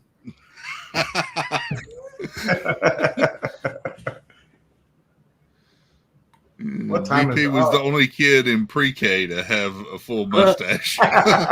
Did you play on the New York Little League team a few years back? Yes, I got my birth certificate from the Dominican Republic. Wow. VP, what y'all got coming up? I just posted several vlogs from our Vegas trip over the last week, so check those out. We'll be live coming up soon in the park, but we don't know when just because our schedules have been crazy. And then I have a review of Hell's Kitchen coming out this week from when we were in Vegas. Tracy? I'm doing Vlogmas, which is going to be all of December, including after Christmas. So continue to watch those. They're short, maybe 3 minutes at the most. I think I'm going to hold off on going back live on Wednesdays. I have a family commitment that I need to take care of for the month of December. And that's much more important than vlogging, or not vlogging, but live streaming. Hopefully people understand that. Sooner or later, we'll probably get back to pizza nights here and there. So other than that, check out Vlogmas. Awesome. And Kenzie's doing Vlogmas too. Kenzie is technically doing Dogmas, and my dog is having a ball eating these treats. She usually gets treats anyway, but I mean, I swear, I think my dog started walking around the house like she's a big influencer now. Like, don't even want to talk to me. She don't even look at me anymore. She just wants a treat. She wants to know where the camera is.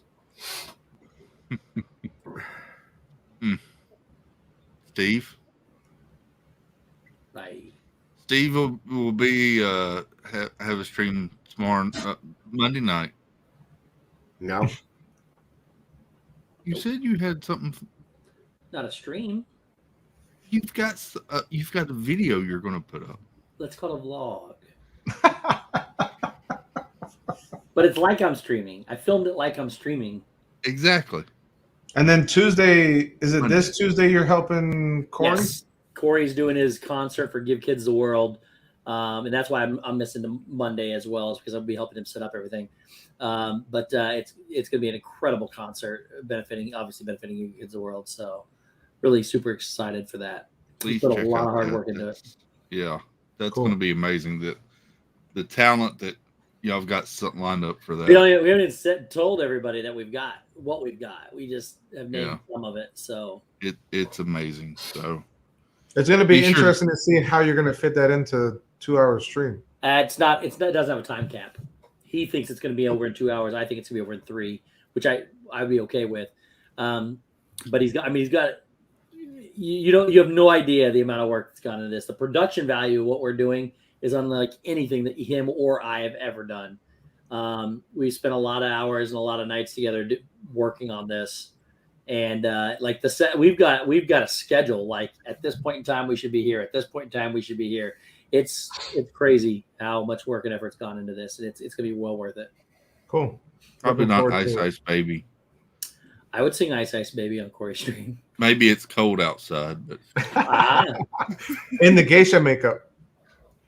I can play both parts. I do half of the geisha and half. And you could just turn like that. Maybe it's cool. Yeah. But yeah, go check that out. If you can't give, then please share out that stream. Just share out the stream or just be there to support people. It's gonna be amazing. It's gonna be so. I'm looking forward to watching that a lot. It's Same. Gonna be amazing. So yeah, go ahead. I've been the benefactor of being able to be in rehearsals and stuff like that too. So I can't tell you how good it is. It's so good. So be sure to check that out. And you, Tina Marie's place. Be sure to check out Tina's vlogmases. They are amazing. They will melt your heart. Vlogmy. Yeah, whatever. And then I've got Vlogmy coming out as well. It's a thing. It's catching on. And where did this come from? I don't know. And then Wednesday night I will be on with Pete for the chat or whatever the Wednesday night stream is, interview. So oh, nice. Yeah. And then everywhere else. So back here Saturday night. Appreciate you all coming in. Thank you for all the birthday wishes from everybody. That was amazing yesterday, and to get those all throughout the day and everything. So meant a lot. I appreciate it. Hope to see you back soon. Have a great Sunday and great week, and roll over, Ethel. I'm coming to bed. Night, everybody.